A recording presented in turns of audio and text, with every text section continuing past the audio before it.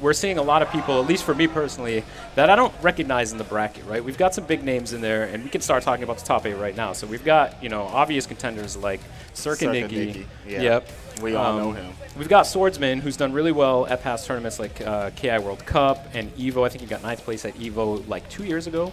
So we've got Swordsman, and I mean, that's no surprise there. But everyone else pretty much in the bracket, at least that I saw, is sort of a surprise, sort of a newcomer. And I think it's a really interesting time for the game where, you know, people who maybe didn't have an opportunity or just took a little bit extra time to learn the game are now having their moment to shine. And it's really cool to see the new faces and see what kind of new play styles they bring to the table. So here's our top 8, right? We've got Nikki and the Chronicle in the top of the winner's bracket. And Nikki obviously is a Fulgore / Mira player, but I think he's mostly sticking to Mira at this point. Chronicle is a Jago, Shadow Jago, Gargos. I mean, everybody's got that pocket Gargos right now. I mean, why not, right? At this point, everybody's got a pocket Gargos. The Chronicle is definitely rocking that Gargos these days. Jackyl, I think, is pretty much straight up Gargos. Strictly Gargos. Strictly Gargos, right, yeah. A little bit of an idol, but he's a Gargos at heart. Right, so then we've got Emperor Menzo, who we know from back in Season 1. I remember competing with him in Season 1 at EVO, and he was generally a Glacius player up until recently in Season 3. He really took a liking to Rash, so now... And I think, you know, the type of player that Menzo is, if you've ever played him, he's kind of nuts. Yeah, he's a wild nuts. One. Yeah, so it fits him well. Rash, I think, is sort of a perfect fit for him. So it's cool to see. I think he's been consistently making top 8s at the tournaments he's been showing up to with Rash. So it's really cool to see what he brings to the table. When I watch him play, I have no idea what the hell's going on.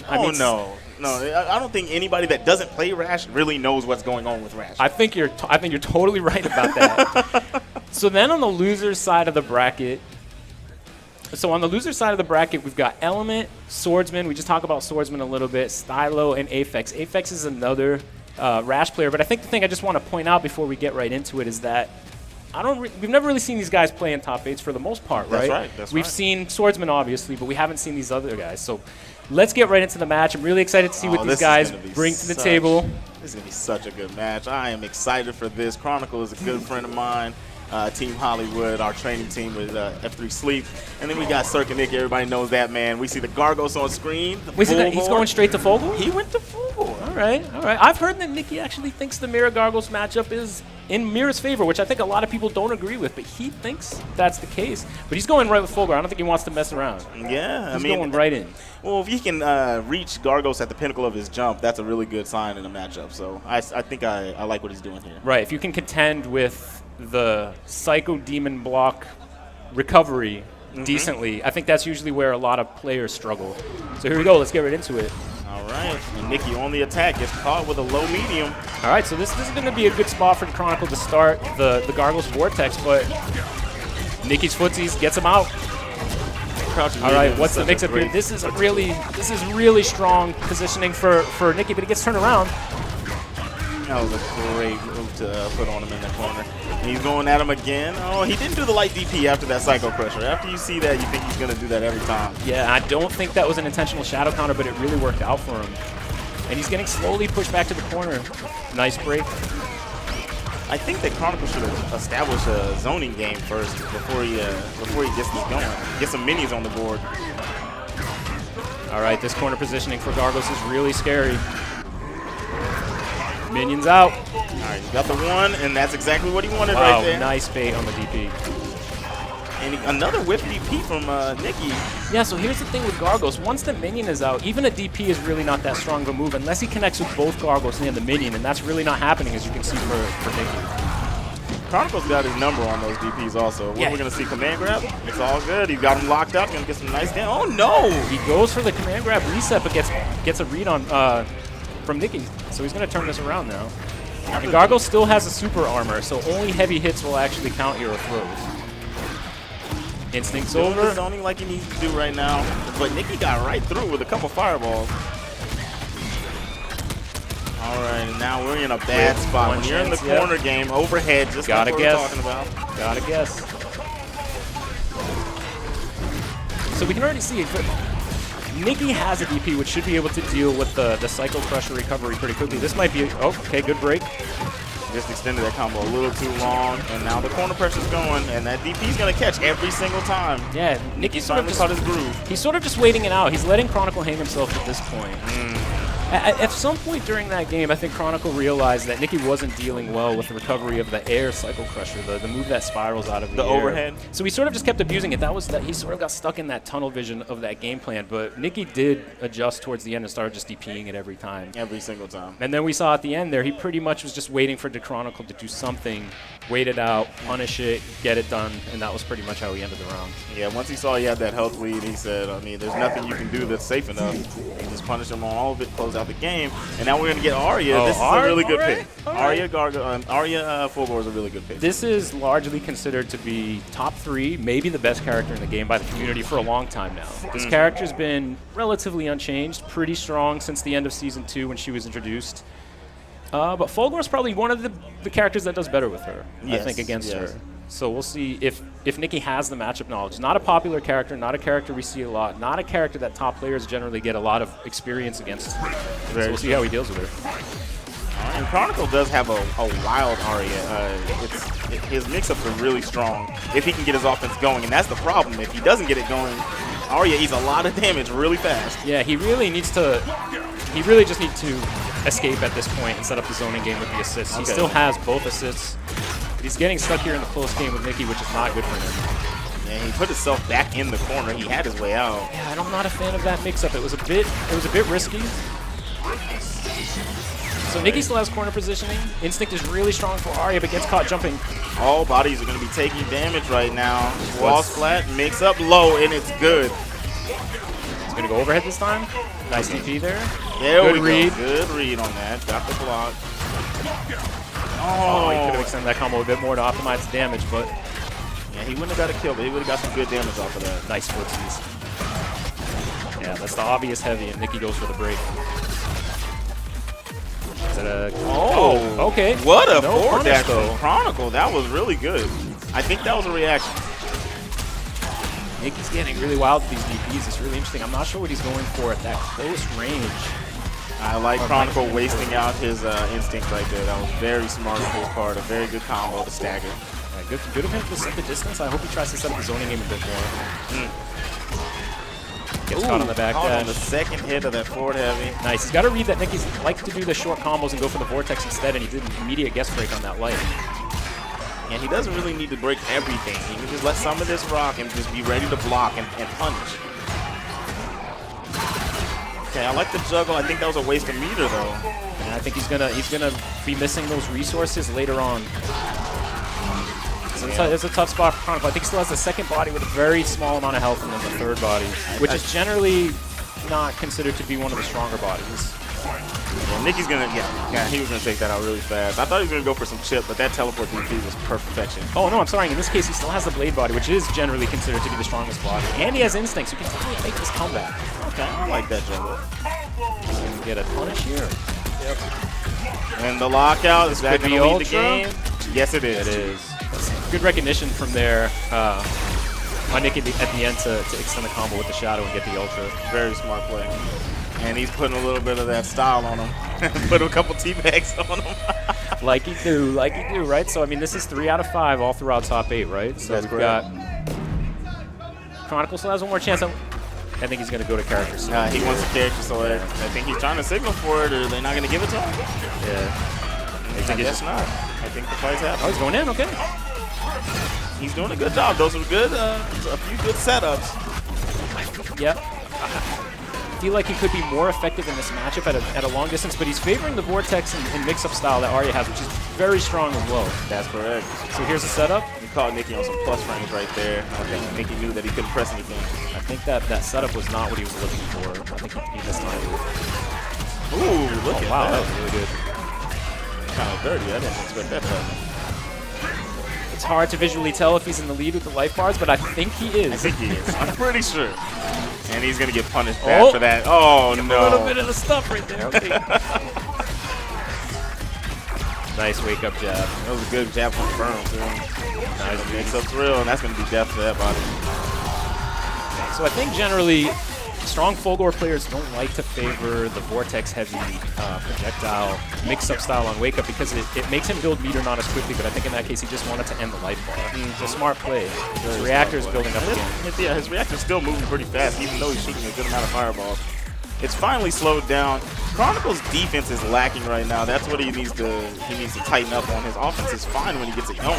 And a very good nice counter breaker. So let's see how he can maximize his damage and see if he can get a decent enough setup or set. He's going to get hit.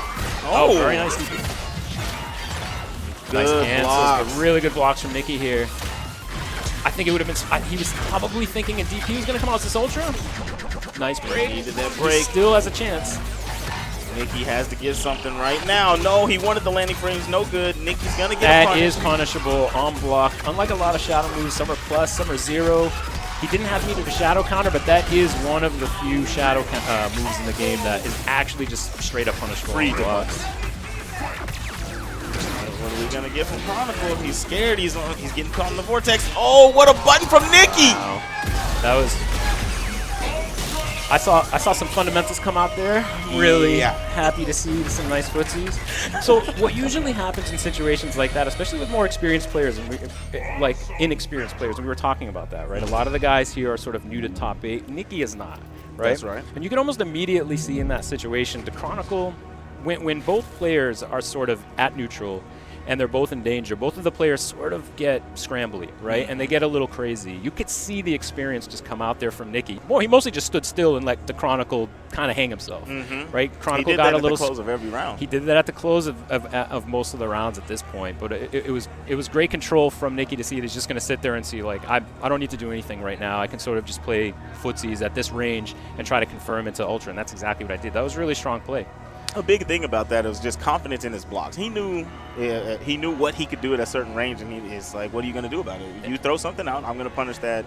End of the story. I really would have liked to see the Chronicle continue that pressure when he had Nicky in the corner at one point. Nicky had no meter. And in this game, you need meter to Shadow counter, otherwise you're sort of just stuck blocking, right? Though Fulgore doesn't have a DP, I still would have liked to see the Chronicle set up. He was really, because Nicky throws out DPs like crazy, and then you respect them, and then that means Nicky has more leniency. He has more leeway in neutral to sort of like bully his opponent, right? And that's how he establishes his game. I would have liked to see the Chronicle keep the pressure on and say, I know you're DPing me, I know you're throwing them out, but I'm going to keep the pressure on. You don't have meter. I recognize that. I would have liked to see a little more of that, but you know, it was still good. Still really good showing from a player that's relatively new to this level of competition. Yeah, he adjusted well over time in each match. The first one was pretty bad, and then he just progressively got better, and that's a good thing to see from a player. Now, who do we have now? We have Menzo versus Jackyl. Gargos Rash. So this is going to be interesting. I keep hearing that, right? Everyone knows how much I love Gargos. Yeah. But I keep hearing that Rash is sort of like the answer to Gargos. I'm not sure how much I believe that. Yeah. I don't know. I have rarely witnessed that matchup. This will be really interesting to see. Yeah. Jackyl is not new to top 8s. Neither is Menzo. I mean, both of these guys know how to compete at the highest level. I'm really curious to see what happens here. I want to see how I want to see how Gargos can handle the insanity that Rash is going to throw at him. Most tall characters tend to have a hard time with Rash because Rash can do the up tongue. The up tongue, if he can catch the height of your character, it leaves him more plus than he would be, and more frame advantage than he would have against other characters where his up tongue is going to whiff, and he has to just go off of the overhead afterwards. I want to see what Gargos can do about it. Yeah, I mean, obviously, I think for the most part, the neutral game is going to be in Gargos' advantage. But the knockdown game, who knows, actually. There's never a neutral moment when you're fighting Rash. It's generally just tongue flying around, ball, all this stuff.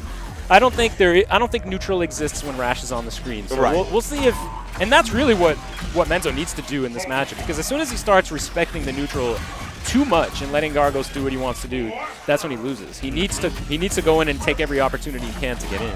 Yeah, standing heavy kick from Gargos. I think that it has enough invincibility frames, upper invincibility frames, that it will be able to get Rash off of him whenever he's putting on that pressure, the tongue pressure. Okay. So I want to see how Jackyl wants to handle this, because if he's aware, he knows more. If he's aware of that, I've seen Sleep do it before, so we'll see what we get. I mean, we know these Gargos players out here, you know, I don't have to say anymore. I don't have to say anymore. You think Gargos is you think Gargos is playing them, or are they playing Gargos? Right, you know Laura? You ever play SF5? Yeah. I think the same people that would play Laura in that game would play Gargos in this game. The same kind of person. You know I what mean? can't argue with that. You know, it's the kind of person that, you know, you go out to lunch with or something like that, and it's like, yo, man, I ain't got any money. It's like, you just finished. You're done. Like, what else? And why are you telling me now? Anyway. And he goes to Idol. All right. So yeah, so we've been talking about banter. Gargos for 30 minutes, and now we get Idol. So so clearly he doesn't like the matchup. He definitely knows something that we might not know about this matchup.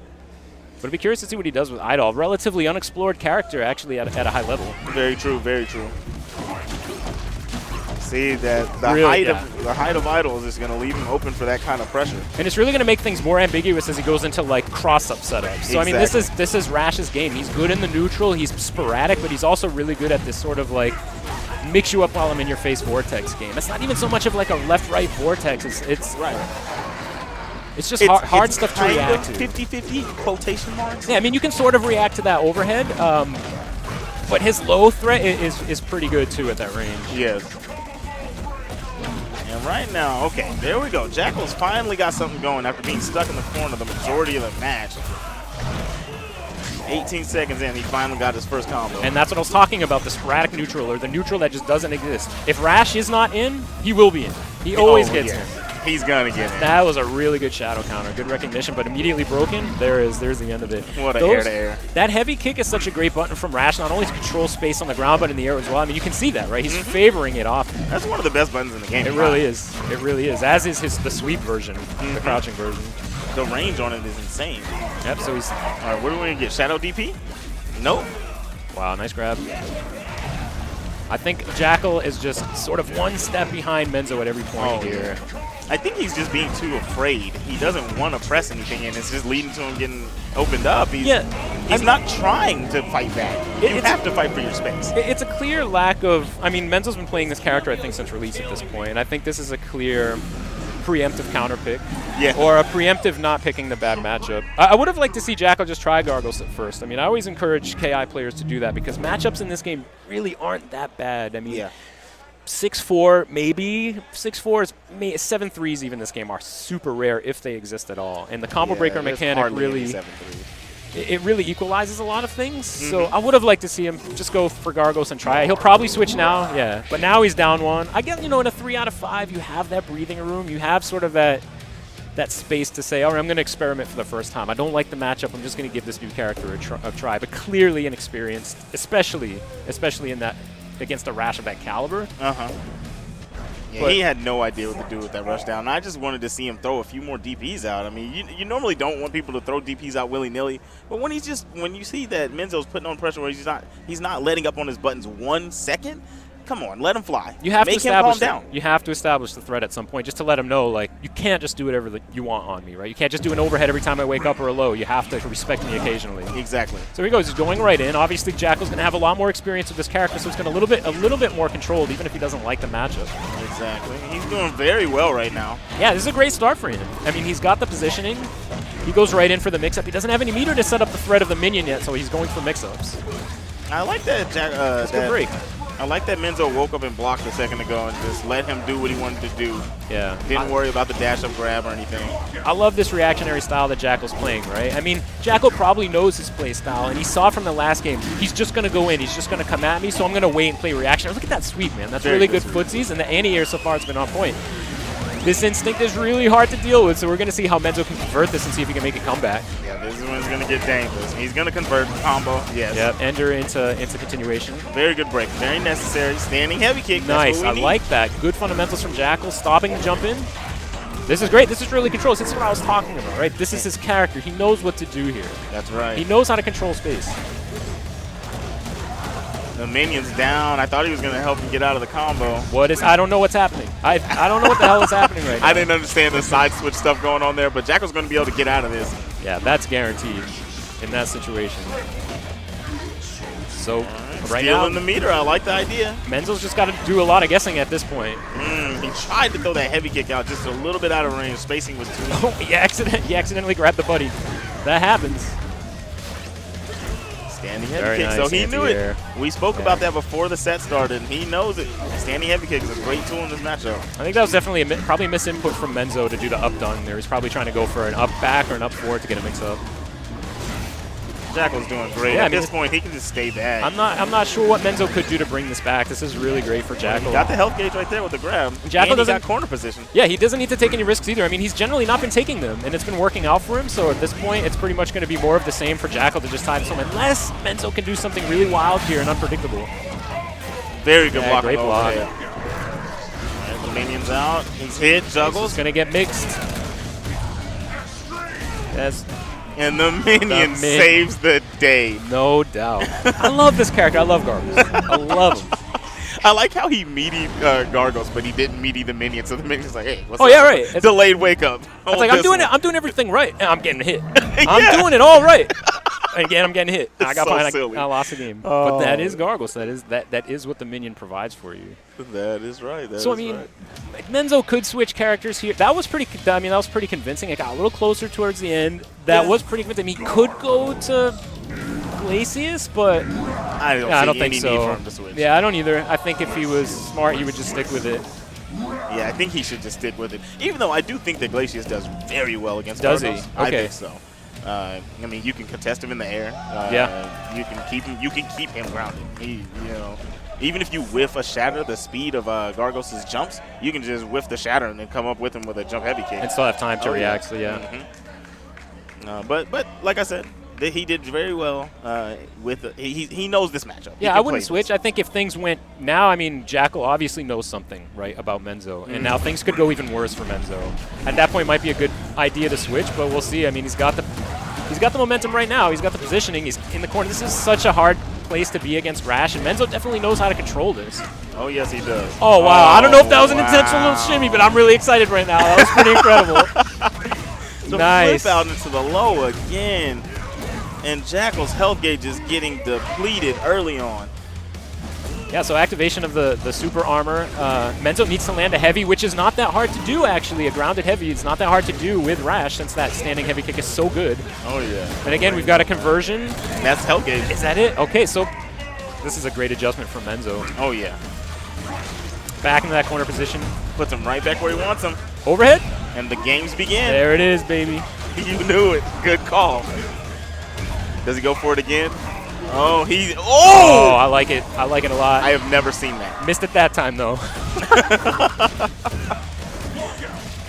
This is a long road for Jackyl, but I mean, it's not unheard of. He's got full meter here. If he can do this, if he can cast this out, set up another 1 or 2 setups, and the life bar. Shadow command grab under there. That would have put him right on the brink.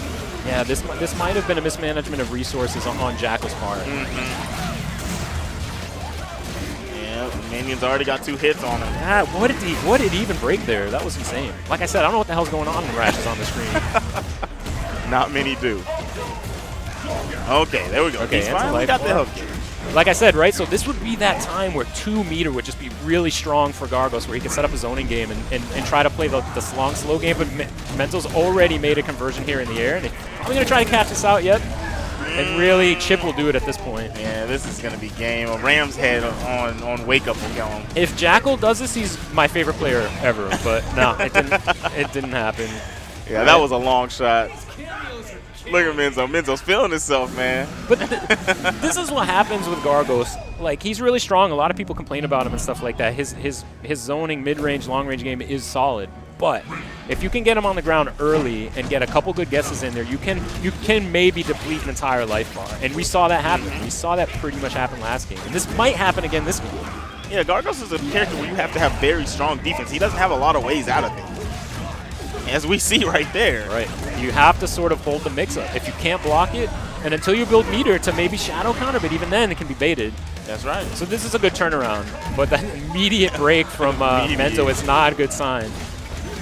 I feel like that was a huge waste of instinct, and now he's back in the blender. Good blocks, Okay, nice that grab. was a good grab.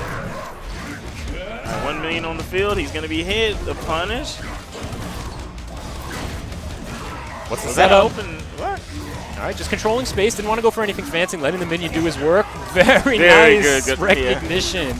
Menzo's definitely been breaking a lot of these spots, so again, Gargoyle's not a character that does like crazy damage, so we've still got a little bit of work to do here. He honestly does 4 damage at this point. They've nerfed him so many times. Yeah, but I mean, he has a lot of other strong tools to compensate for that. So that was a smart move by Menzo. Did you see that turnaround tongue on the minion? Gets a meter and put a hit on him. Nice, that was brilliant. Okay, so we got a pretty much even game going here. Jackyl is about to build another instinct. I like that Jackyl was trying to start his offense off to start this round, but Menzo took control really fast. Yeah, so you can see that Menzo's just quickly trying to end the neutral situation. He wants to get in before Gargos can establish anything. Wow. Yeah, I'm not sure I agree with that immediate break on the armor. He could have still spent some time with that to really convert some. Oh, baby, no. What is going on? Who did it? You know, it's times like these. You know, every modern fight stick has a button on it where you can sort of lock these buttons out, right? It has a switch. It's the tournament switch. It's the I don't want to lose a match in 2 seconds by pressing start. Everyone forgets about that switch, but you got to switch that thing on, man. Yeah. I mean, in all honesty, it's been happening a lot in Tournament for Killer Instinct, and I think that's due to the fact that X is very, very close to the start button. I think we got a lot of mashing going on. I think that's what we got. These guys need to calm down, okay? Stop mashing. Take it easy. No, but it does. Yeah, it does happen. When things get intense, man, you know, a little bit of mash got to happen. And you know what rhymes with mash, don't you? Right. I'm gonna go and say it was Menzo. I'm just gonna say. I'm still not sure. I'm just gonna assume it was Menzo. Jackyl, well, it had to have been. It had to have been because Menzo was up 2-1. That's so, right. Yeah, it'd be over with if it was Jackyl. I mean, Jackyl looks collected, right? He looks cool. He's chilling. He's just hanging out, right? Rash is going absolutely insane. It has to be the Rash player. The Rash player is always the one who's gonna be pressing all sorts of buttons all over the controller. So let's see. Here we go. All right, going back 2-2. This is for everything right here. Jackyl is praying that Menzo presses start again by accident. I think Jackyl wants an honorable win, but I know dang well he'll take it. Honorable? He's playing Gargoyles. Anyway. So this is, again, we've seen this situation a lot. And this happens early on, right? We were talking about if you can get that position early against Gargoyles, you can set up a lot of offense. But Jackyl has turned the tide here. Now he's switched the corner around. He's doing well. He's doing a lot of grab punishes on Menzo's negative buttons. And last time he was just letting him get away free with it. Exactly. You need to know that. I think that Rash will oppress you if you don't know when you can press a button. And there are a lot of times you can press a button. It all looks safe. It all looks plus, but it's not. You have to do your homework against this character. That's right. This could be. I this like is a good it. I think you air grab here. Okay, good. Goes for the anti-air. Yeah, that'll work. I think he might have been unsure about it. Yep. Ooh, this is crazy. Heavy This is fun. Yeah. Shut it down.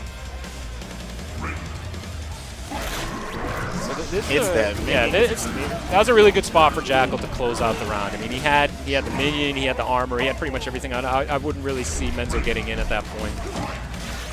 That was a good block. Block, minion. yeah. He wanted to juggle. It's no good. Overhead again. So we've got corner positioning again. That's what Rash excels in, is that corner carry, but good break on the shadow. That break. Ooh, nice anti-air. That was almost preemptive, like an anti-air read. That was really great. Nice blocks again. Counting on the minion to help him out there.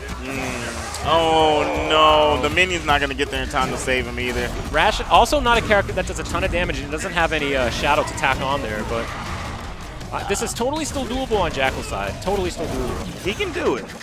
But a one chance is going to end his whole tournament life. I do not agree with that use of meter. I think it would have been better spent on the minion, especially with the armor. He could have set up some really valuable setups. I think he's counting too much on the zoning game, on the spacing. He's down too much life at this point. I'm not sure he can keep Rash out for that long. But here you go. He gets started. Yeah, he's keeping it short. He doesn't want to get broken. He doesn't want the neutral. He doesn't want the offense to switch. I like the throw on the minion. Made him waste that meter. All right. Menzo is getting antsy. He got him. Wow. Wow, popping off. Is he going for full ultra? Well, he is letting it go. Players, man. The disrespect. We didn't even get to see it.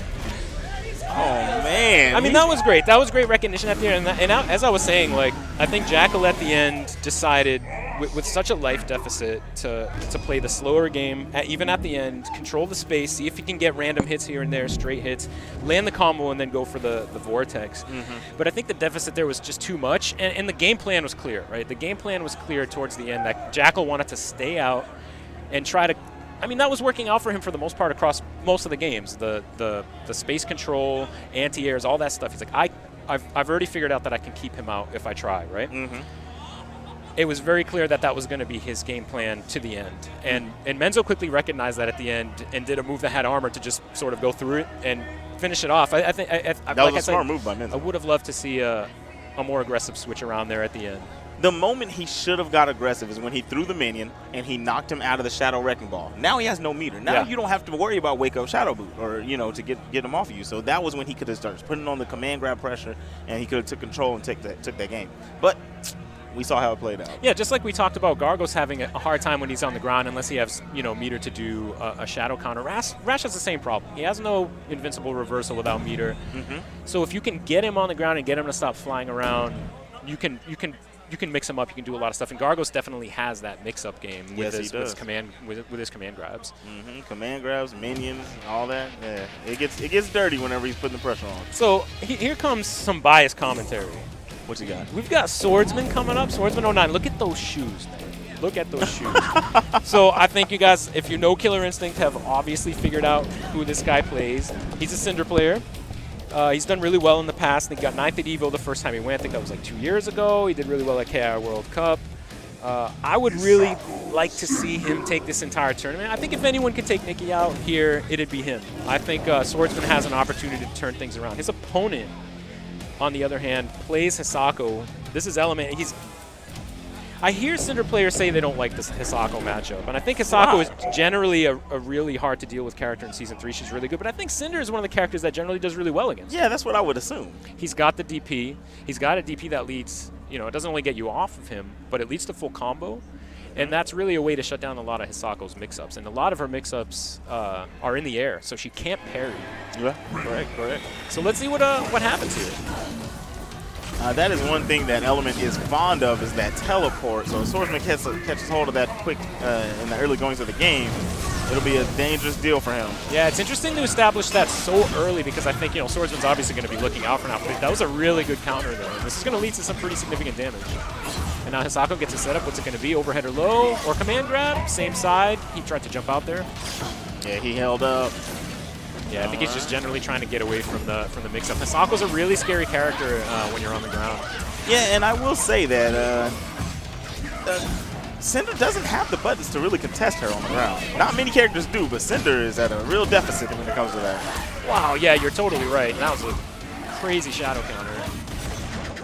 Good break on the light, keeps him alive just a little bit longer to maybe turn this around and get a little bit more damage before his life bar ends. He wanted to catch that Inferno into Shadow Trailblazer. I think what we're seeing is what you were talking about, right? What buttons does Cinder have, or what tools does Cinder really have on the ground to contest with this dash and these really great normals that Hisako has? Not a lot, right? I think Cinder needs to play a little more in the air. We're seeing him get caught on the ground over and over with these normals and this dash.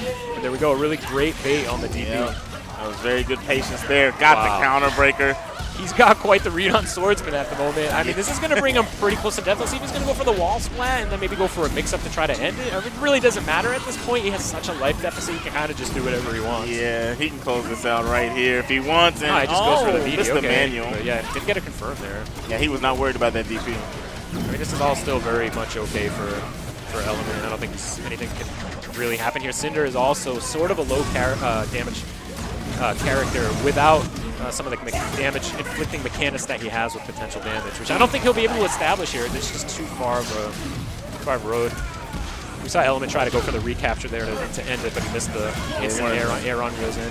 Wanted a nice little sweet juggle, but it didn't work out for him. But he's going to lose a health gauge. Yeah, he's going to get the bar here. I mean, I don't know how far it's going to take him.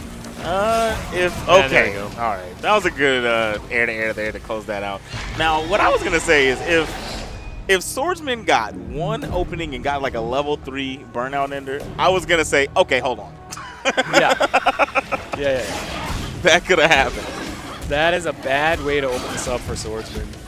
Look at that damage. level 2, and we're going to eat 31 meterless to start the game. I think it's a really good immediate identification from Element that, all right, Swordsman last game realized that he can't really play on the ground too much. And you saw at the end of the game, he started going to the air more. Element immediately realized that at the opening of the round and went for an air on Riozen to get that recapture right out of the gate. So that's already really good preemptive adjustment on his part. We can see he's just throwing out shadow counters now. Getting caught by that Inferno, the teleport. Oh, no. Oh, he just kind of waits it out. Wasn't sure he was going to get the hit. Didn't turn out bad. Goes for the reset. This is going to be a continuation of the combo because the wrap meter is full. Wow, down on that. Easy on the doubles. Yeah, I mean, Element is, you know, a newcomer. He's not necessarily been seen in top 8s a lot, but I think he's still grinding the game out, whereas I think maybe Swordsman has been away from the game a little bit. You can kind of see some of that rust showing through here.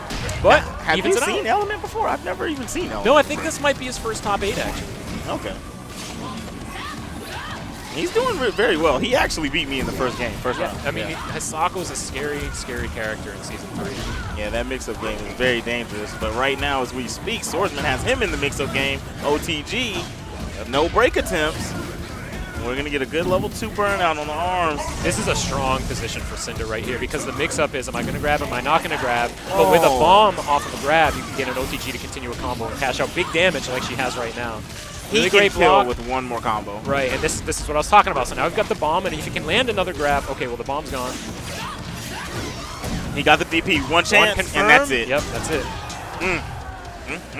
And that's the snowball effect that Cinder has. Like I was saying, he's a relatively low damage character, but he sacrificed where he loses in damage, he makes up for it in that potential damage mechanic. Where if you're pressing buttons, if he's burned out a limb, it's going to just tack on, and it's going to lead to situations like that where even just a wake-up DP can be cashed out for crazy damage. Yeah, it's kind of a crazy mechanic. Cinder kills you for playing the game. That's right. And you can choose to respect it, you can choose not to, because if you do get a confirm and you land a combo, you can maybe establish it and draw out a combo long enough to end the burnout effect. Correct. But not last game. That's not what happened. No, that is not what happened. Woods the mix-up. All right, he's taken to the air a little bit more. Doesn't want to contest the Sako on the ground because of her good buttons and dash speed. Oh, sits him down. That was such a good read. And there's really not a lot of risk for Element to do that, to do a jump back and air on Riozen, because it sort of sets up a block at the mid-screen if Cinder tries to establish any sort of approach, which is generally what Cinder wants to do in the neutral. He wants to take to the air. He wants to approach. That burnout is building. He wanted to DP that, and it just wasn't going to work out for him to trade it immediately. That's a little bit of lack of character knowledge there. Oh, very nice break. That was very good. Nice. If he didn't break there, he would have cashed out all that damage. Yeah, he would have died anyway. Sort of an imperative there for Element, but that is the mix-up. You can choose not to break. Look at the potential damage building up. Look at it. It is just sitting there pretty ready for him to cash it out. Yeah, you cannot press buttons during this. This is a pretty strict frame trap. Very nice reaction there. That's going to be the life bar. Okay. So you can see the potential damage is slowly coming back, and it's not going to be as much of a threat anymore. And now it's totally gone. All right, now it's all fair game. Nice patience there from Element. I like that. Another lockout. Yeah, Swordsman is just either not familiar with this matchup or just rusty, but nice read. Doesn't go for it. Doesn't take the bait. Here we go. He's going to establish the throw game. I'd like to see the bomb. Go for another throw, maybe. Yep, good tech. Good anti-air. I like that. What are we going to see here? Okay, so what can he do to really get in? Because Swordsman is liking to run away a lot right now. Yeah, I think they're both playing this fine. Nobody's taking any extra risks right now, but now the advantage is in Cinder's favor, right? So Element definitely has a read on the game plan of trying to get the OTG with the bomb. I think it's really up to Swordsman at this point to bait that out. And he got the counter breaker. That was the latest break. Yeah. That was almost, man, you know what happens? It's like, you see the counter breaker happen and you haven't broken yet, but your brain is already committed to breaking at that point. You're like, you can't stop it. You can feel your hand going to break. Oh, but yeah. Your brain is like, no, stop, and you just don't make it in time. Now, I broke this, but I remember for a while, man, when I saw you counter break, it would make me involuntarily press the brake, and I'd take the counter breaker. It was so bad. That's pretty much an instant lose problem to have in this game. Yes. But here we go. We're getting started again. I mean, things are looking still pretty even. A lot of breaking going back and forth. Nothing serious has been established at this point. Swordsman with a wake-up grab. I like it. Yeah, he's really still trying to go for the game plan of grab, throw the bomb sticks to you, I grab you again, I get the OTG. And I think he's wanting that too much. Element is teching the throw every time. He really needs to bait that out some way and convert the damage here. Well, last time, he kind of shutting that all the way down. If he just wakes up and command grabs, that's right, he's going to beat that immediately. That's right. Hisako's command grab is really fast and will beat throws, even meaty throws. That's right. Okay, conversion. 1-2. No chance to break on the mediums. Catch them. 1-2. I like it. Yeah, good patience there from Swordsman not to counter break. That is a situation where a lot of people like to break, especially with that amount of potential damage. Yeah, I don't think Swordsman needs to take any risks here with breaks. Just let it happen. But Element quickly identified that patience and took advantage of it. Yep. That was smart.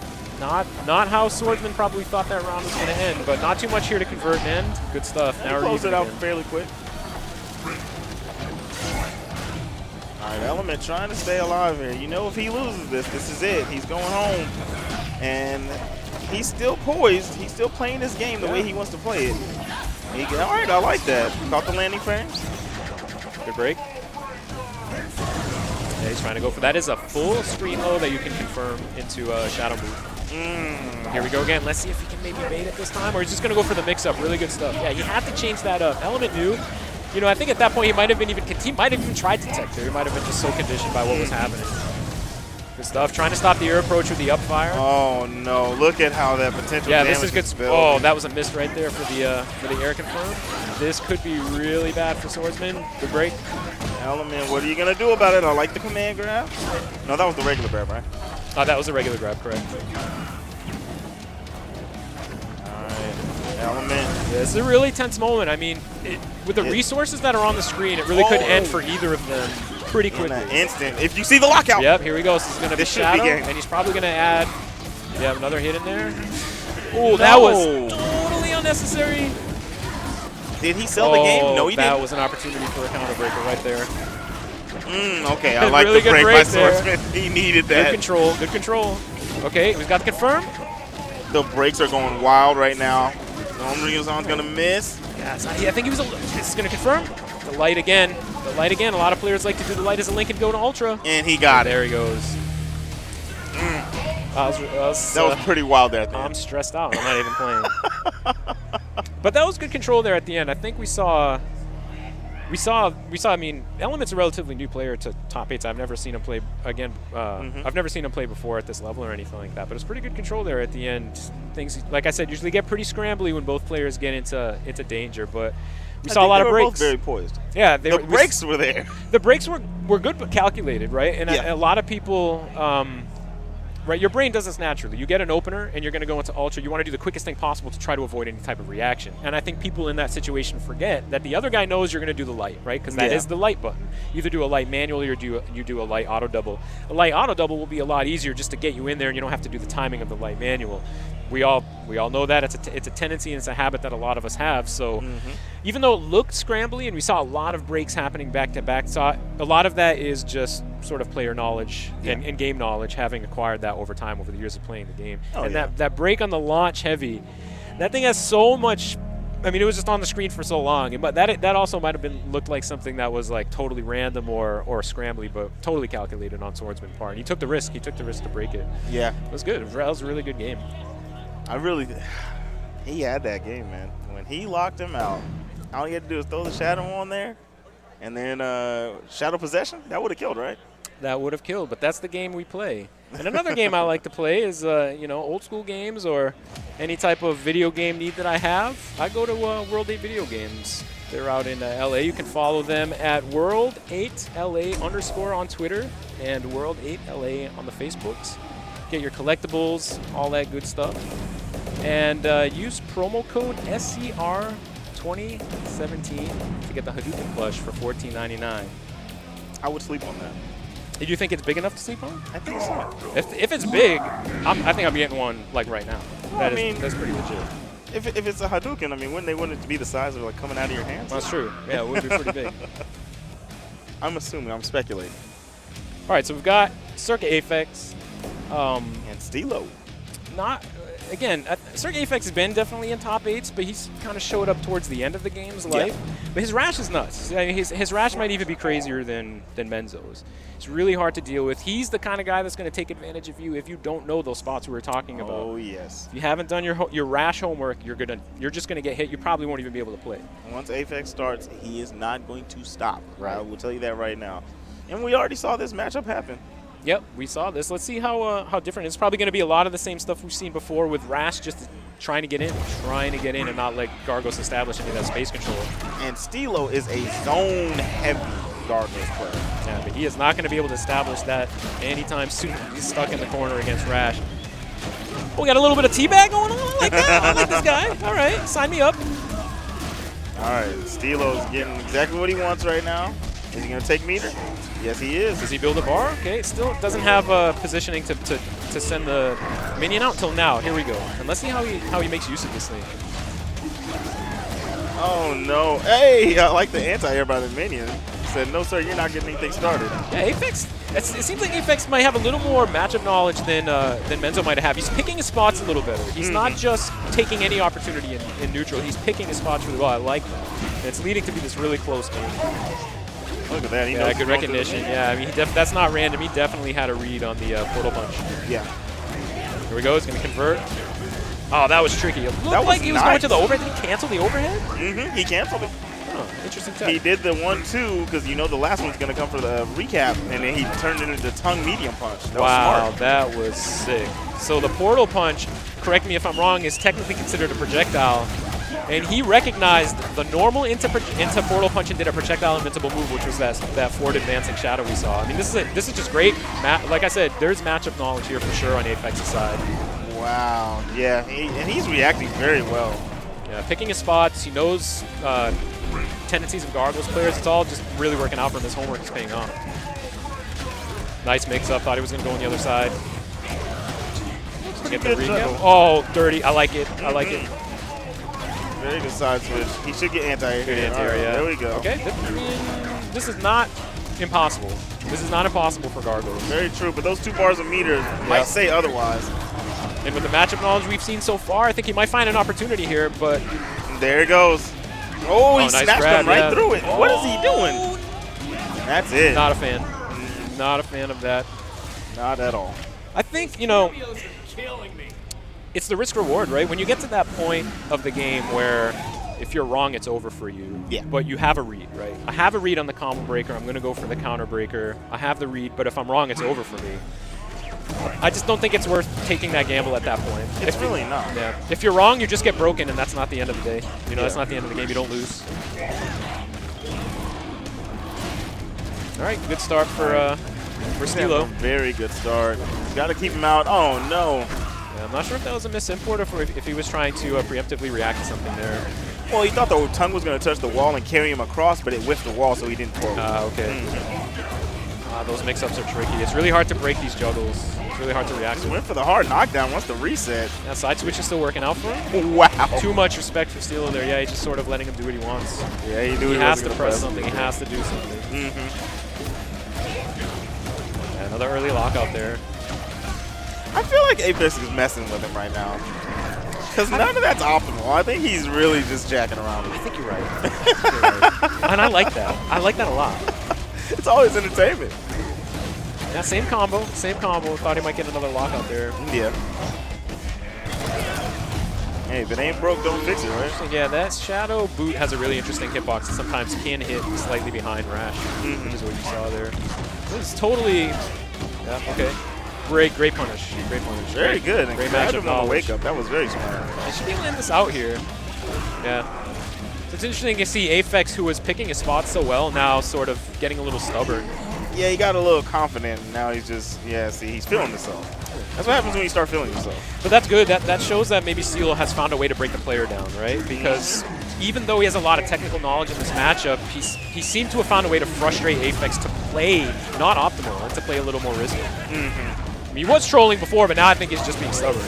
But it's good. It's working out for him. He's got him in the corner. He's going for resets. I like that escape plan. Good stuff. He wants to keep Not him a bad out. use of meter. Yeah. But it's going to lead to him getting opened up anyway. We saw both Apex and Menzo make heavy use of that ball in neutral to sort of just bypass everything because of the armor. That seems really hard for Gargos to deal with. Yeah, it kind of nullifies the zoning game. And there's that approach again. Uses the armor. Good recognition there. Oh. He can convert this. This could be the end. He could have sat him down and went for a reset. I think that would have been a smart choice there. This is really great that Rash still hasn't built Instinct, but now he did. This could be a... Oh, he misses the punish. Good backdash, but he's going to eat the Shadow Boot. No, the block into the That car. was a really clutch break. I like it. Yeah, good stuff. Just chip now. Gets him on the startup. That was not a true meeting. That was a risky break, but it works out for him. Is this a punish? No, that was too... had the bike to make it safe. Good grab. Yeah, good good awareness. grab there. I don't know if it was a panic grab or if it was awareness. Yeah, I don't know if he was still in recovery for anything there, or if... Yeah, I'm not really sure what happened there. I feel like Apex could have still had advantage. He still had frame advantage. He did, but he went for a medium punch, so then it gave him like that little gap. Little gap. I saw him rear back and try to come in for it and just snatched him. Yeah, I mean, probably like a reactive, just natural reaction to tech or something like that. So the grab was probably not the most intentional thing, but really worked out. That makes sense. That is a crazy life lead already. I'm not even sure what happened. What even happened to him? He's already lost so much of his health.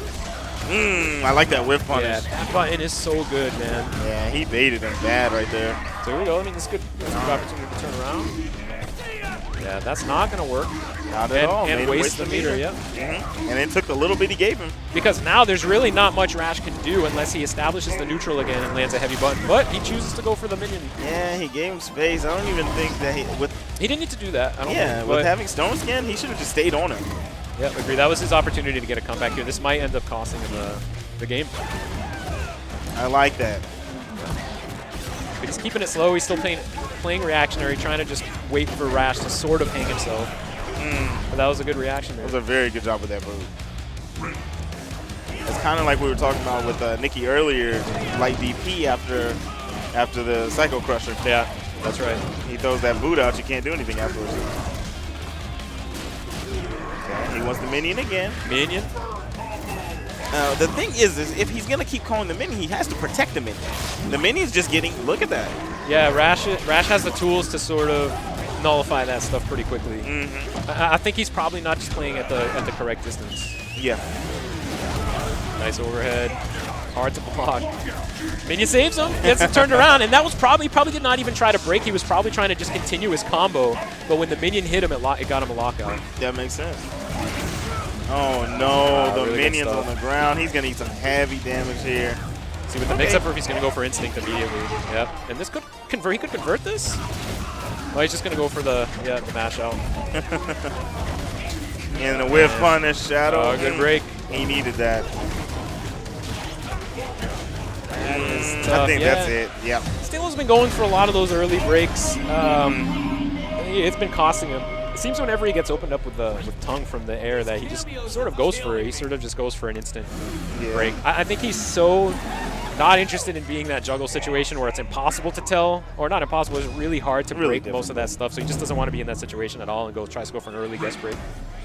I mean, in all actuality, he really shouldn't try to break too much at all because we see that Apex is dropping a lot of the combos for resets anyway. Yeah, not only that, Rash is a relatively low damage character without meter, so just let it happen, man. I mean, if he's already going for the low damage, short combos, let it happen and just wait for your turn again. Yeah.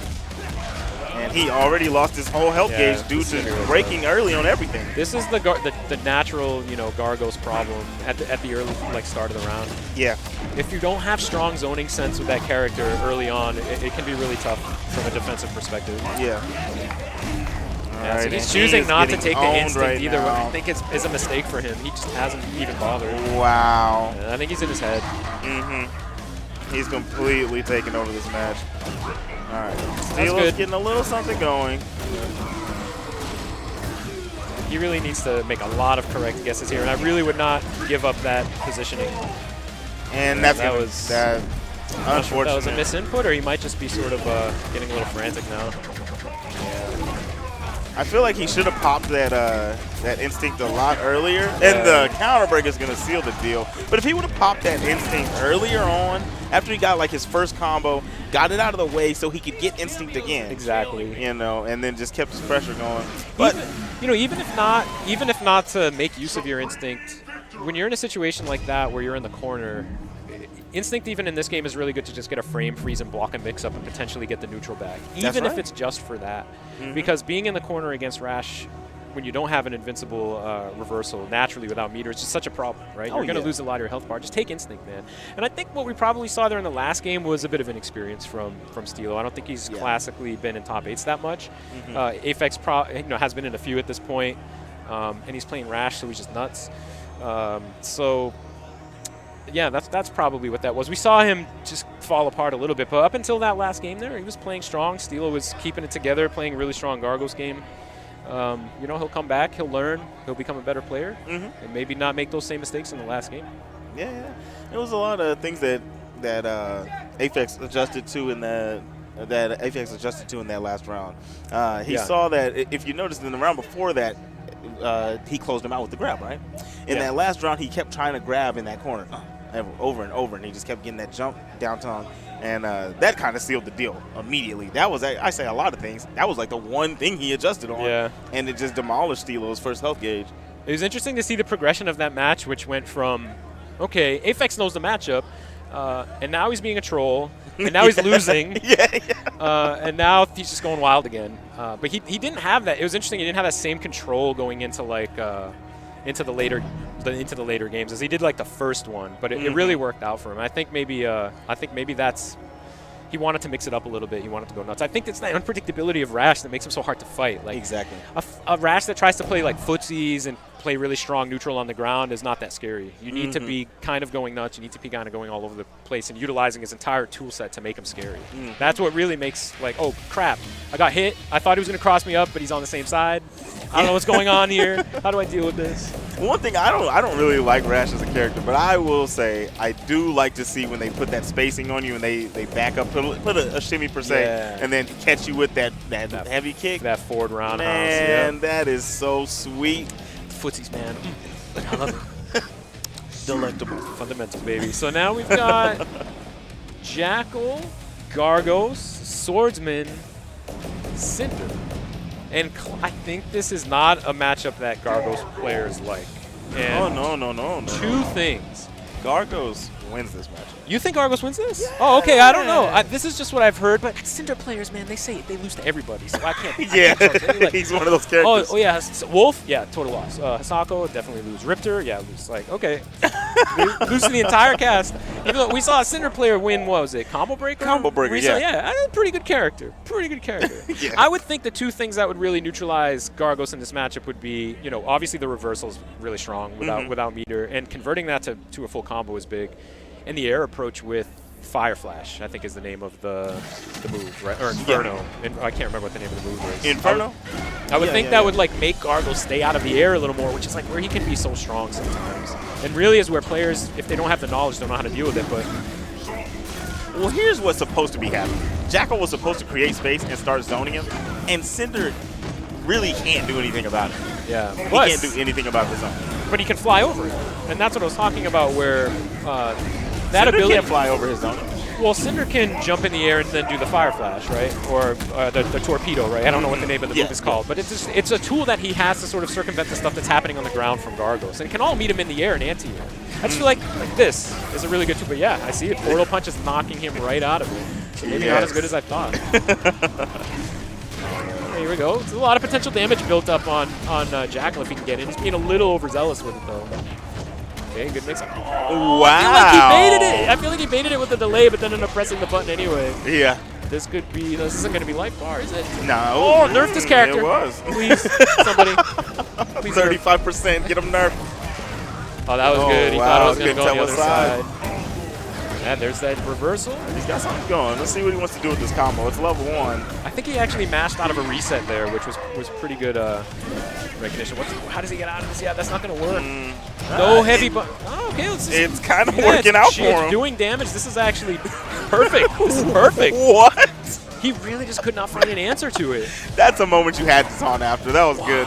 Not mad at it. I would have loved to just see him keep doing those DPs. Just keep doing them. Why not, right? Nice, Ant. That was really good. Good reaction.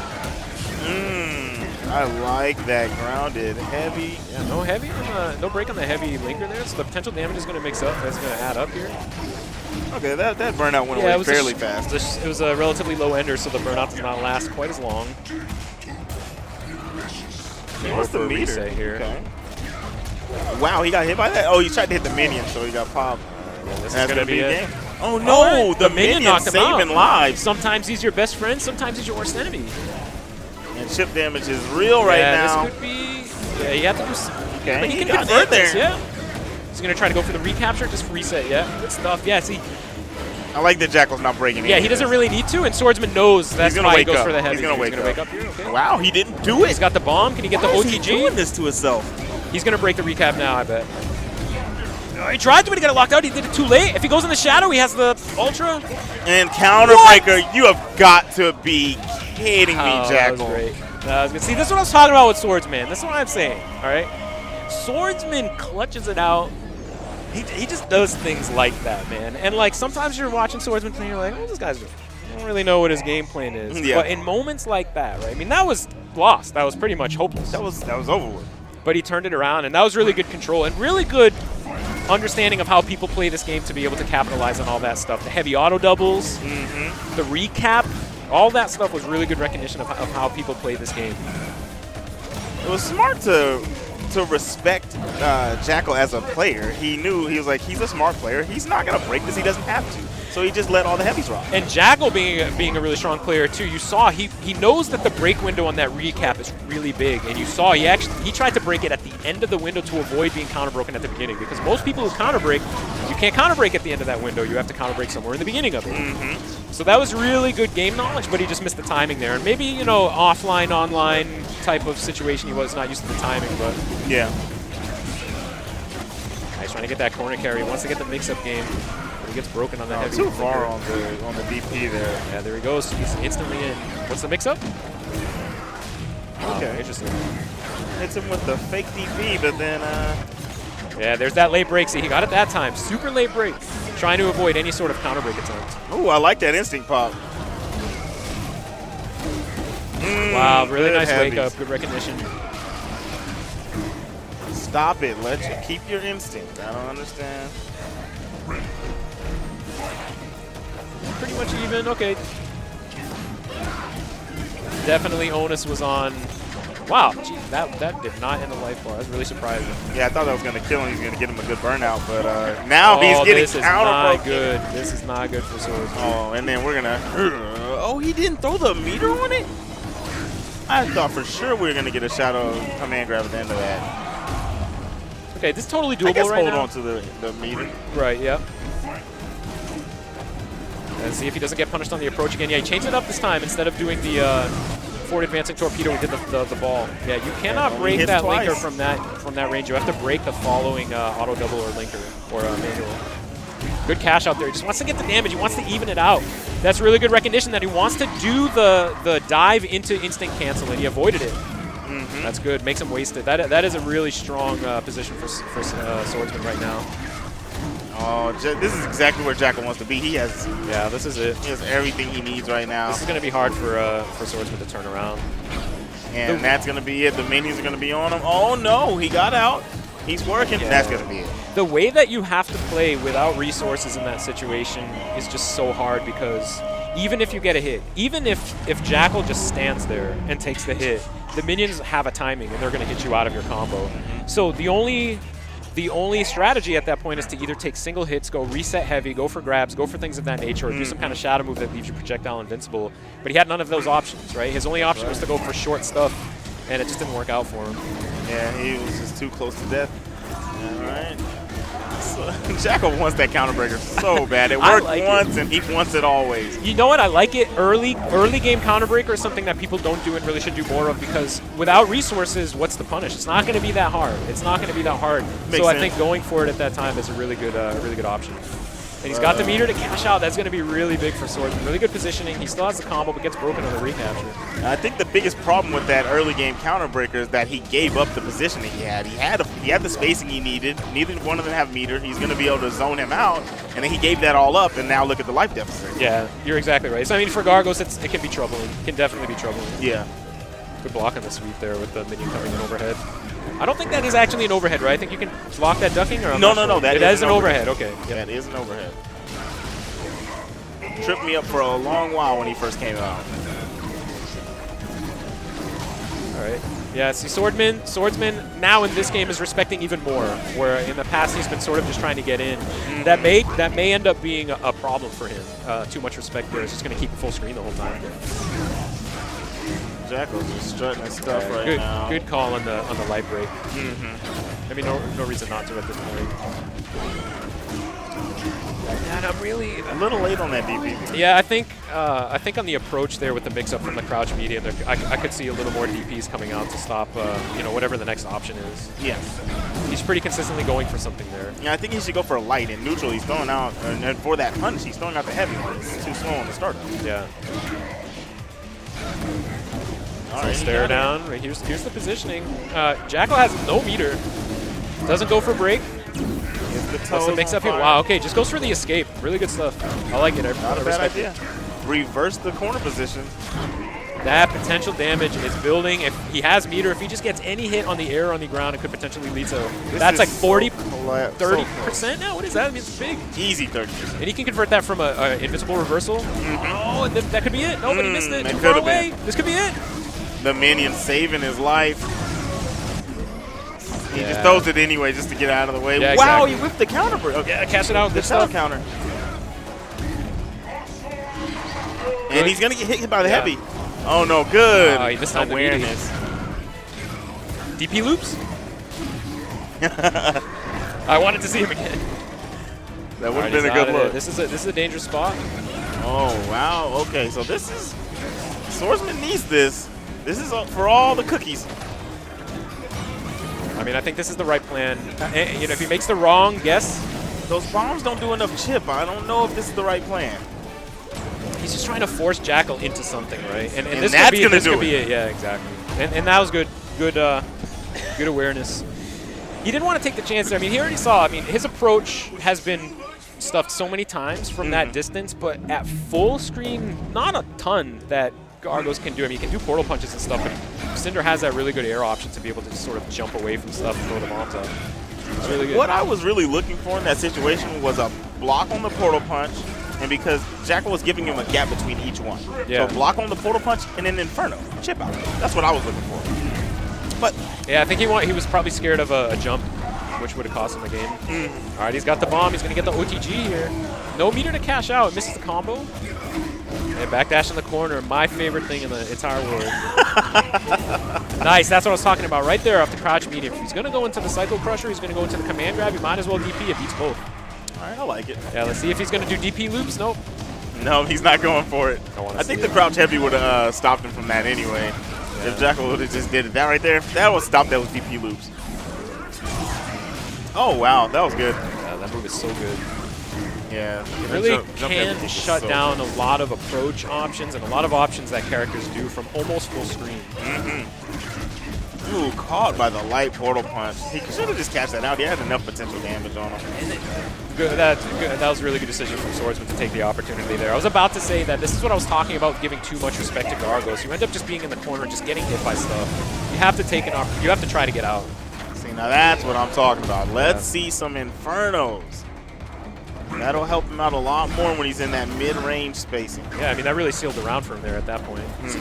Yeah, I think it would have been chip at that point or close to it. No meter to really do anything. And I like this careful approach. I like bomb, slight move forward, bomb again, see what you're going to do, then back up. But yeah, I mean, he had a pretty good window there to anti-air that. Oh, wow, he just did. All right. All right, is that going to, that reach? Oh, I'm not sure what he was grabbing for there. Yeah, he wanted a handful of air. All right, both the minions on him. Back to the portal punches, but he got in. Yeah, that's a really good way to just get around all that stuff for the time being. But now he's sort of back in it. The other minions back out. He's got meter. Okay, DP, real nice. Knocks them both down. Oh, made him whiff, but he jumped backwards. I don't understand the jump back. Good opportunity to knock the minion down for a hit while Gargos is on the ground for the combo breaker. What an nice anti-air, yeah. Can you convert this? Oh, but the minion! The minion said, get off me. DP? No DP. We're going to get a backdash, and we're going to get a catch in game. He probably thought he was going to get command grab there. Probably like he went for the backdash and just got hit with the crouch. I think it was crouch fears or stand fears? Crouch fears. So what are we at? 2-2? 2-1? I am not going to lie to you. They have switched that score around so many times. That's true. I wasn't going to say anything. And they fixed it. So I think it's 2-2. Yeah, 2-2. All right, going into the last match here. All right, there we go. You know, and I don't see anything. I don't see anything wild happening on either side. I see a lot of matchup stuff happening. I see opportunities being taken. I see a lot of conditioning happen, and I see a lot of respect, and then a total lack of respect happening when it needs to. It's to say that I think both of these guys are playing this exactly the right way, and it really just comes down to this last game. Maybe some luck, maybe some 1 or 2 really good opportunities to make it happen. I don't foresee a landslide here, but you never know. No, they're both staying. They're keeping this tight. This is oh wow. I think something happened there and ruined his juggle. Ooh, almost got the one chance, barely missed it. Oh, I wonder what that was there. Yeah, I really wonder what he was really trying to get. Might have been a tech. Late tech, and it ended up getting the... Yep. I like it. Minion is down, but he hits him with a ground pound. One hit could... DP loops! Oh, I like the sweep. I like the sweep. Yeah, I think he's just trying to buy time there at that point. Okay, so he's finally got something going on here. I'm pretty sure that was a DP bait from Jackyl. Just saw him fly in just a little bit into that space and then flew back out and got it, but the minion knocked him down. That's a good grab by Jackyl. All right, so pretty even. Swordsman's got some meter to deal with all this stuff, and yeah, he immediately uses it. He doesn't want to deal with those minions. This is a really good situation for Swordsman. Oh, he drops a combo! No, he needed that kill. Oh! You cannot. Yeah, Jackyl did not need to go for that. He had that little speck of health. If you die, you die. If you don't, then fight back. Okay, good positioning. No meter on Jackyl's part. You got to take the mix-up, and he reads it. Yeah, I mean, it's been pretty much common of Swordsman game plan at this point. If he has the bomb, he wants the next grab. He wants to get the OTG. Especially with meter, he wants to get the cash out. Really good recognition from Jackyl to say, I'm going to backdash and basically steal your turn away from you. Oh, I like that. I think that was a punish. Was that a punish? I'm actually not entirely sure. It looked like a punish to me. It looked like it. Okay, positioning again. He's got the minion. He's going right in. He wants the mix-ups at this point. Yeah, he's going for that light after that juggle a bunch. Almost every time. I mean, Jackyl smells blood at this point. You don't see him backing out to zone anything out. It's a pretty significant life lead. I think he's figured something out here. That's it. And that was it. And you can see the tide change a little bit there, where Jackyl sort of got near the corner and realized, like, I think I see something. I think I know how to take advantage of this. Instead of backing up and trying to play the slow game, he just went in for the mix-ups, and it worked out. I mean, he was pretty much on point every time. Swordsman was getting a little bit antsy, a lot of backdashes, didn't want to be in the pressure, and that's the thing about Gargos is he requires so much patience and thought in the neutral and matchup awareness that even when he gets on top of you, he has strong mix-ups, and at that point you might just be mentally broken down and you don't want to deal with any of it. You just start backdashing or doing stuff, and that jumping, yeah, plays right into Gargos' plan there. And I think that's what Jackyl immediately realized at the end. He's like, yeah, he's done with this matchup. I'm just gonna finish it here. He's got really aggressive. So next up we have Chronicle versus Apex. This losers bracket at this point. This is loser side. Yeah, right. Apex started and losers. That's right. That's what was tripping me up. I thought Apex might have been winners, but this is a continuation of losers of bracket. So Jackyl moves on in losers, and we're gonna have the Chronicle versus Circuit Aprons. The Chronicle is, again, relatively new to top 8s, and I think he's largely like a Jago player, but also messes around with Gargos, right? At this point, Gargos is one of his mains. He's the main go-to, right? Yeah. Shadow Jago is his main, and then Gargos is like right there with him. I mean, Season 3, if you're playing Shadow Jagel or Gargos, I think Gargos every time. Unless maybe with the recent buffs that Shago got. If you've never seen Chronicle Shadow Jagel, you're in for a treat. I actually hope he plays it because his Shadow Jagel is it's amazing. All right, you got me excited now. I mean, I've run into him in ranked, but I think he usually picks Jago, like regular Jago. Well, it's because you're a wolf, so he has to like play footsies. He has to play the buttons. Ain't nobody playing footsie. Ain't nobody playing footsie. Is it you or is it wolf? Might be wolf. It might be a little bit of both. I think it'll be both. We'll call it both. All right, see, he's going with regular Jago here, and I think I don't know about this pick. Jago Rash? I mean, we've seen a lot of tongue stuff starts happening. Yeah, it's DPs in motion. Right. So if you can react, if you've played the matchup enough to be able to recognize the situations, it seems obvious, right? You see tongue approach, and you're like, why aren't you DPing that? Why aren't you jabbing out of it? But in practice, there's so much happening, and your attention is diverted so much when you're playing against Rash that you just might not be able to get it every time. Yeah. And there he is, right? He goes right in, jabs you in the face, throws you, and you're almost in the corner. So yeah, missing about 15% health. Yeah, Chronicle's trying to get that forward roundhouse, get the frame advantage, put him in the mix-up. Oh, interesting. Cross-up, just mistimed the setup. All right. Nice patience from both players. I like that. Yeah, just I think sort of feeling each other out at this point. Yeah. And he just goes for it. All right. Oh, okay, a lot of reaching out here. All right. He's got him in the corner. Good blocks. Just expected him to press something. I like the patience here from Chronicle, but he's open. Nice break. He wants to go for that one touch into instinct pop. Yeah, this could be. Oh, wow. He just lets the double go. Yeah, well, he doesn't have any meter, so probably why he didn't cancel instinct.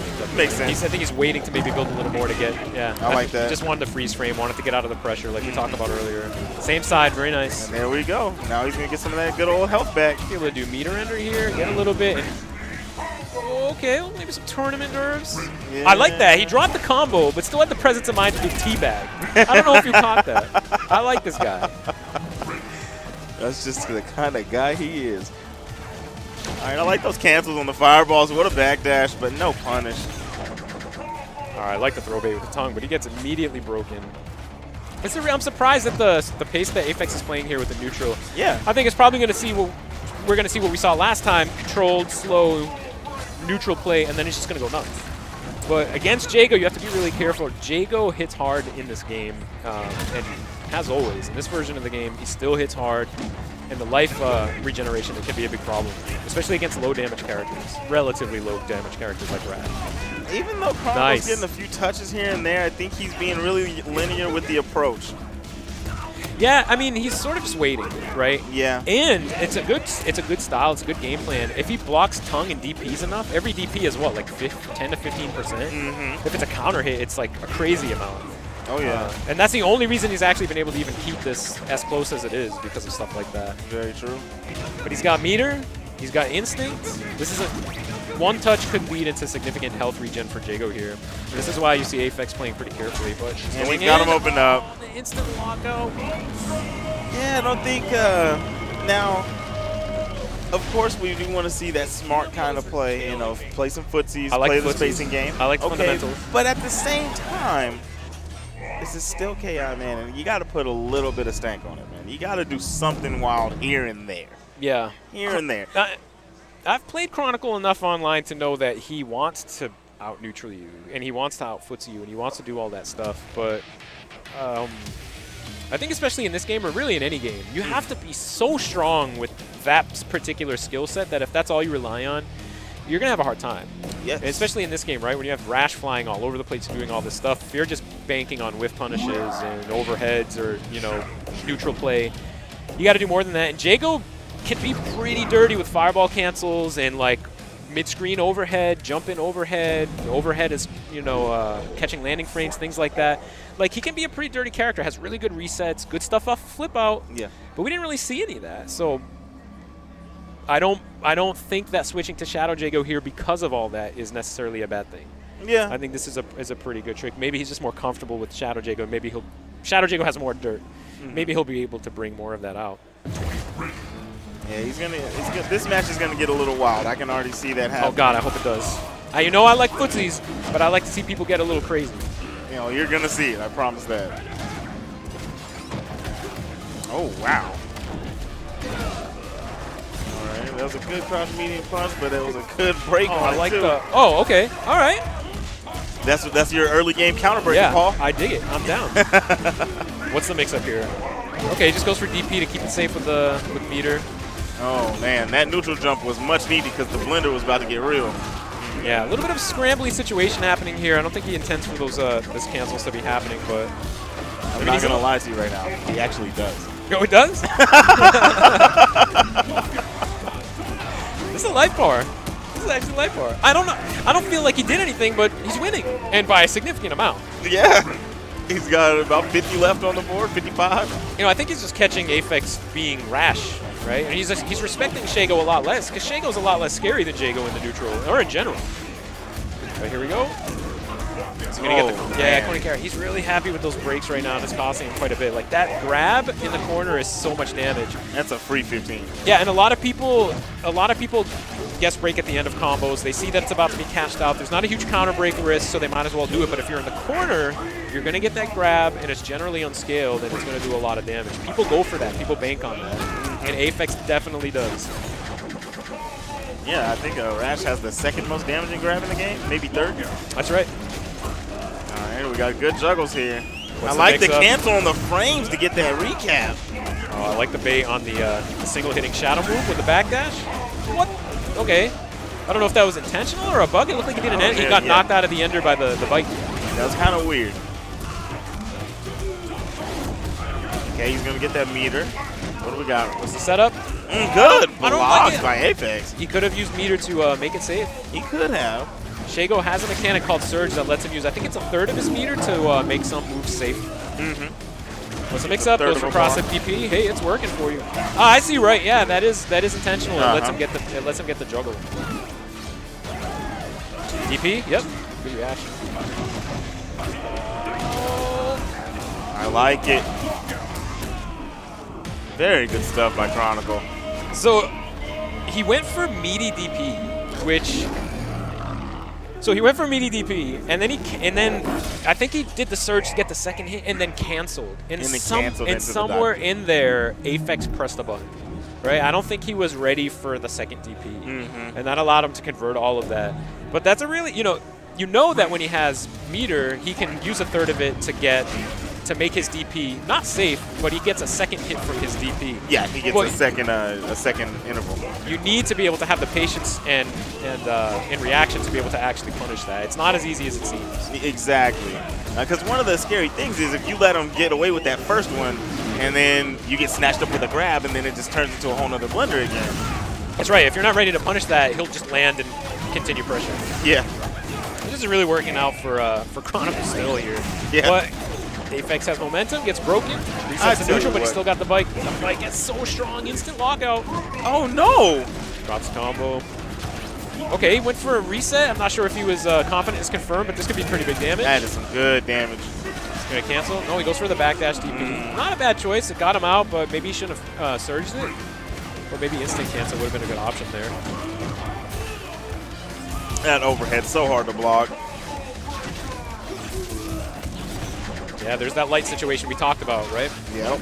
Life bar's low. He just wants to end the combo. Goes for a light. That's the natural reaction on both players' part to do a light. It's a DP here. Get a DP? He spins the bar. I don't know if he needed that, but... I'm sure he needed it, but Shago's not usually short of meter, so probably not a huge deal. Just wanted to guarantee it. Yeah, cross-up DP. I mean, Aphex hasn't blocked that a single time. Honestly, I would have gone for it again.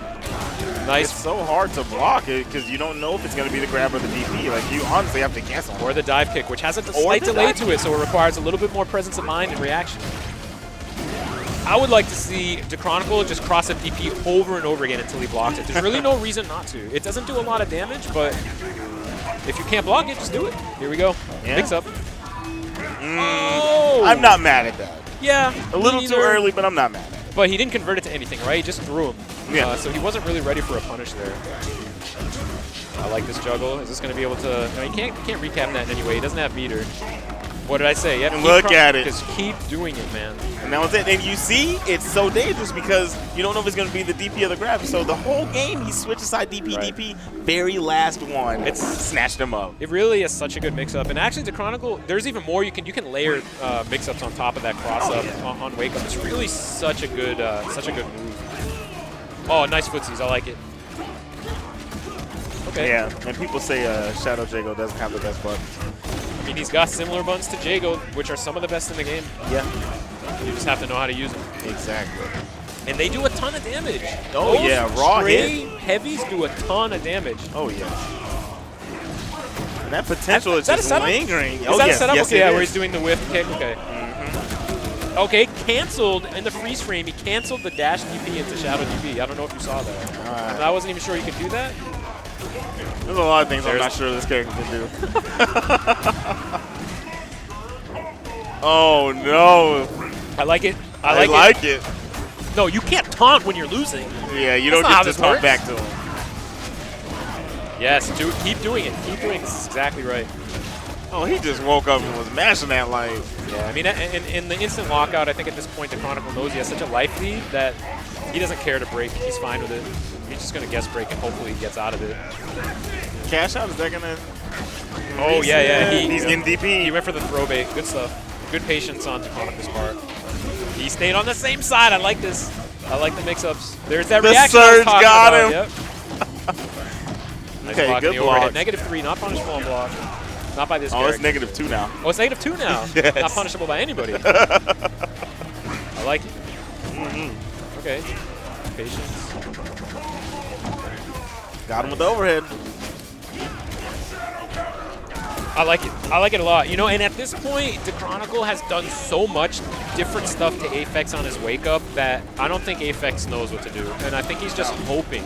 I think he's just hoping that, like that, right? He's just hoping that he tries something and it works. Actually, I think he was going for wake-up Shadow Boot, but the cross-up gave him the, he doesn't know what to do. Man. We saw pretty early on that Aphex had no idea how to deal with the dash through, right? And he just doesn't, he can't block it, and then instead of trying to block it from there, right, he just tried to do stuff. And that's when I think things started to go even more downhill for him. Because it's a guess on the block, right? You might guess right, you might guess wrong, but if you're just continuously trying to wake up with stuff, you're going to get punished. Oh, yes. Oh, yes. So, and then when you give somebody that opportunity to say, oh, so he really is just doing it now on his wake up. He's not trying to block at all. Now they can just start going wild with your wake up. And they're just getting free stuff off of it. And we saw that happen right there. That's what they're praying for, right? That's what those Shago players are praying for. When they do the relatively tame cross-up mix-ups initially to sort of see how you're going to react. They're like, okay, he's blocking. He blocked 1 or 2 of them. I can still surge and make it safe. Let me do something a little dirtier next time. Okay, he got hit. Now let me keep trying that dirty thing, right? He kept getting hit by dash through DP, which is not a big deal. You can't convert that to a ton of damage. But he kept getting hit by it. So now at this point, he was going from maybe 30% success rate of blocking those cross-ups to now like 0% because he's trying to mash out. And that's exactly what happened. Then it just snowballed out of control at that point. Yeah. So really, really impressive stuff to recognize that. So who do we have coming up now? Okay. This is a winner's bracket. This is winner's finals. Winner's finals. Nikki and Menzo. Man, Menzo in winner's finals is pretty crazy. Yeah. Pretty crazy. I like it though. I wonder, because you can't say he doesn't deserve it. Oh yeah, definitely not saying that. I mean, he's been playing since season 1. He's been grinding out the game. He's been through multiple characters. He finally found one that he likes. Yeah. So I mean, I'm sure he's ecstatic to be up there. I know how much he loves this game and how serious of a player he is. So I'm sure he's having a great time. Well, nothing could mean more to him than to win this match right here. Oh yeah, I mean, like Nikki is a great player and has been doing really well. So I think anyone would be happy to beat him in any tournament, especially in winners finals of. I think he's definitely going to be happy if he wins this one. He's obviously going to go with Rash. I don't think he would go back to Glacius, as Glacius is probably a bit rusty. Plus, I think Rash would do way better in this matchup anyway. But no Mira from Nikki, which we've been seeing a lot of recently. And I wonder if that's a matchup thing, but he hasn't played Mira at all, right? Yeah. He hasn't played Mira at all in this top 8, so maybe he's just getting sick of Mira. Who knows? Instant pressure, and you know Nick. Oh, you know Nicky's breaking. You know Nicky's breaking. And you know he's going to be right 80% of the time. I know, right? What's the mix-up, cross-up? Nice block. Good blocks, but dropped the juggle. He needed, oh, the bait. That was pretty dang dangerous. There's the break again. If I come to find out that that was on purpose. Yeah, so you can see Nicky's throwing out plasma charge and neutral to stop the approach, but it wasn't there. Did that overhead just crush the low? I don't know, I missed that. I might be mistaken, There it is. but Good wow, call. what a good read. call. Yeah, I mean, I felt that felt obvious. Optimal damage here. Good stuff. Goes for, you know, takes instinct, takes the opportunity, doesn't want to put himself in a situation where he doesn't get too instinct, just in case he gets opened up. Gets the reactor spinning a bit better. I like the choice. Okay, good job. Nice. Yeah, I respect it. Drops a combo though. I'm not sure if that was a reset or probably a reset. Wants to make up the life deficit. Yeah, not a bad choice to go through the do the shadow plasma charge to get through the bike. It is technically considered a projectile. Same side, yep, overhead. Yeah, if Rash is riding the bike, it's a physical attack, and then if it's loose by itself, it's a projectile, right? Good matchup knowledge there. I mean, this is going very bad for Menzo. And he hits him with the ultimate after some wild gameplay there. I mean, honestly, in all honesty, Nicky really didn't do much there. Nicky just played kind of crazy. Yeah, honestly, I feel like I started talking about plasma charge for 2 seconds, and then all of a sudden Menzo was in that red health bar, and I'm like, I'm not entirely sure what happened there. But look at Nicky! Oh my gosh! He looks a little like Weird Al there, doesn't he? He's kind of like a Weird Al vibe. Yeah. With the Buckeyes right there. Yeah. Menzo is like, I'm not sure. I'm not sure what Menzo's thinking right now. I think he's just gonna pick Rash and go more nuts. And honestly, I think that should be his game plan.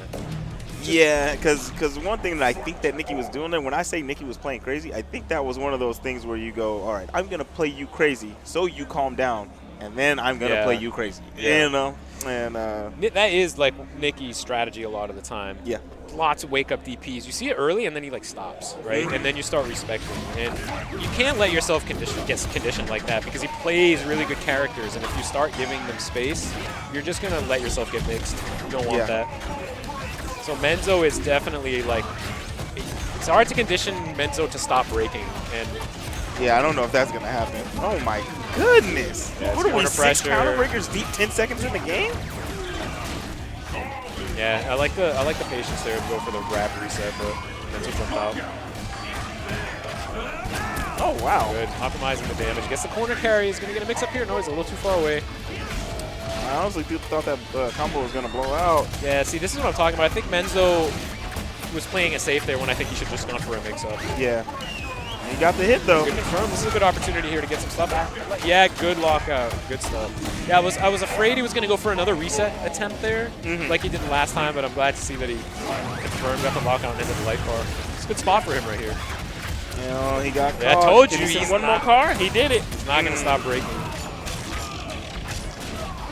That is a really strong instinct, but if you know your spots and you have a projectile invincible move, you can punish Rash on it. Yeah. I think Nicky is definitely showing that he's done that homework. Corner carry. Okay, I like that he tried to continue that combo there.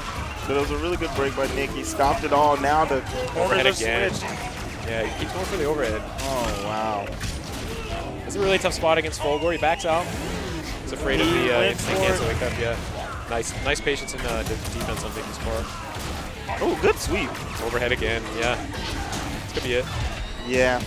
Yeah, so it's an interesting thing when your player stays like a mix-up ahead of you, right? So Nicky's in the corner and he's overheaded you 3 times. What are you going to do? Are you going to block high or are you expecting the low to come, right? Exactly. I think Nicky identified quickly there that Menzo was trying to stay a step ahead, but Nicky was actually like a mix-up ahead there, and it was overhead every time. That really worked out for him, and that overhead is a heavy button. Does a lot of raw damage initially. You can cancel it to an unbreakable shadow. That's a tough spot, man. The low laser, so you go 50-50 immediately. That is a tough spot to be in. And Menzo's, you know, he's like, I think he doesn't look mentally defeated. He just looks like he doesn't know what the hell to do. He just looks like, oh, full gore. That's what he looks like right now. He's taking some time. Yeah. He's thinking about it. I'm not sure. I'm honestly not sure what he thinks to do. I think beyond characters and tool sets and matchups, I think he's just being outclassed as a player at this point. Yeah.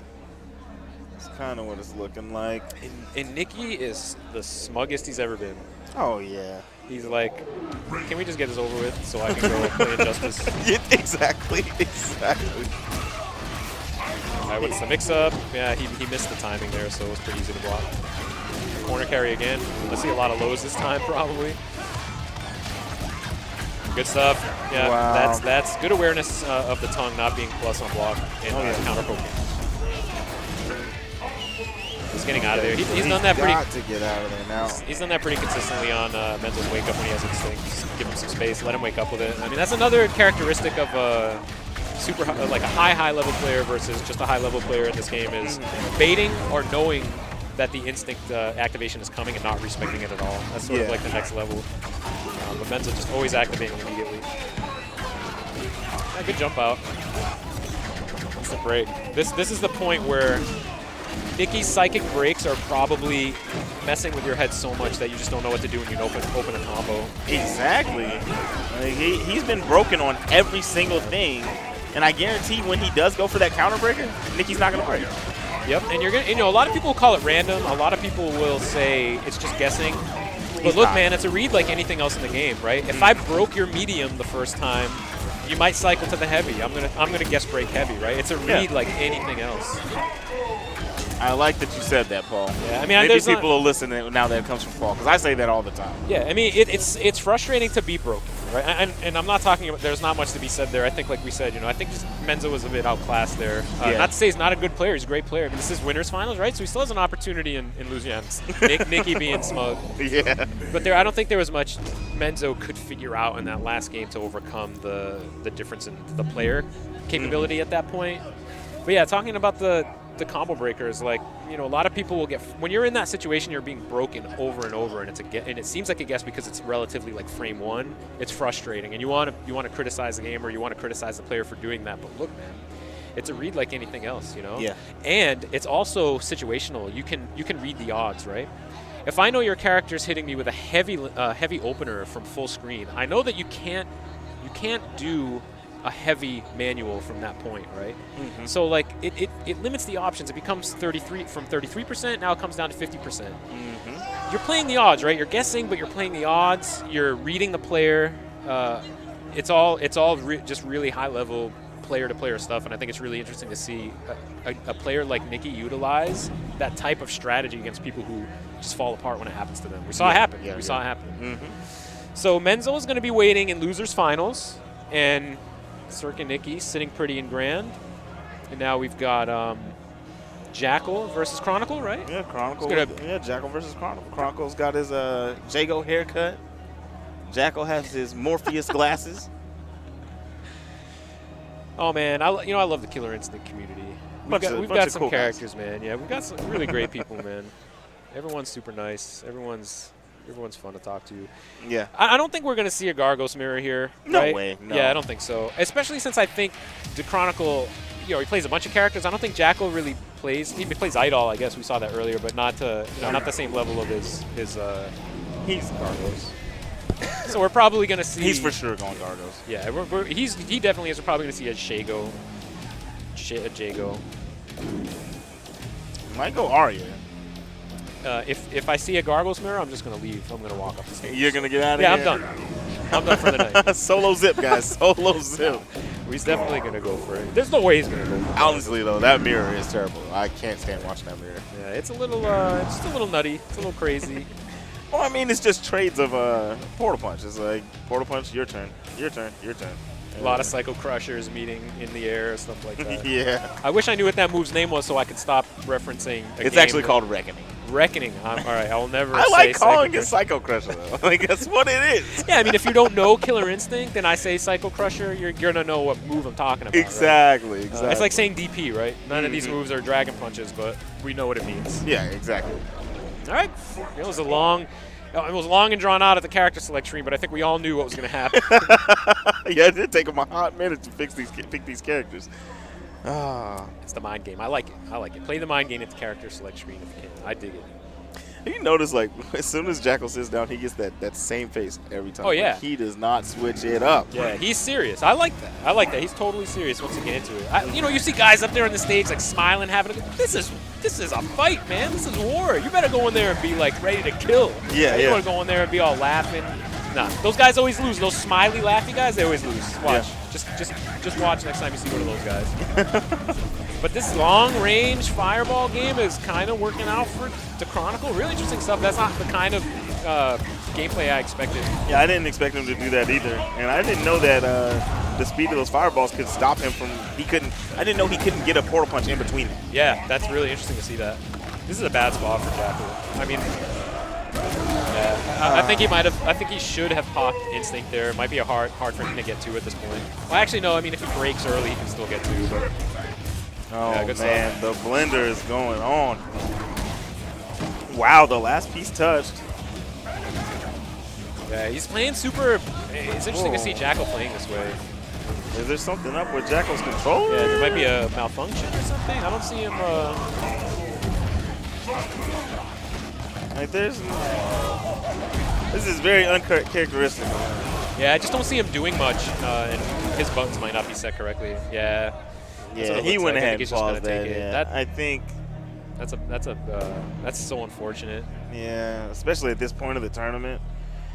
And that's what button checks are for. Yeah, I mean, in this game, you can do it at the character select screen, right? And they're just always going. There's a menu. You have a menu. You can go in and set your buttons in this game. Just got to always do that. And I understand, you sit down, you forget, but you just have to remember that. It's such a bad, like, I've been in this situation a ton of times where you're getting close to the bracket. You're in top 3 or top 4, and like, every game is so important because the players are so good. And, the first games can be toss-ups sometimes and a lot of, like, data collection. Yes. Yeah, so we're just getting confirmation that Jackyl's buttons were off, which is pretty much what we suspected.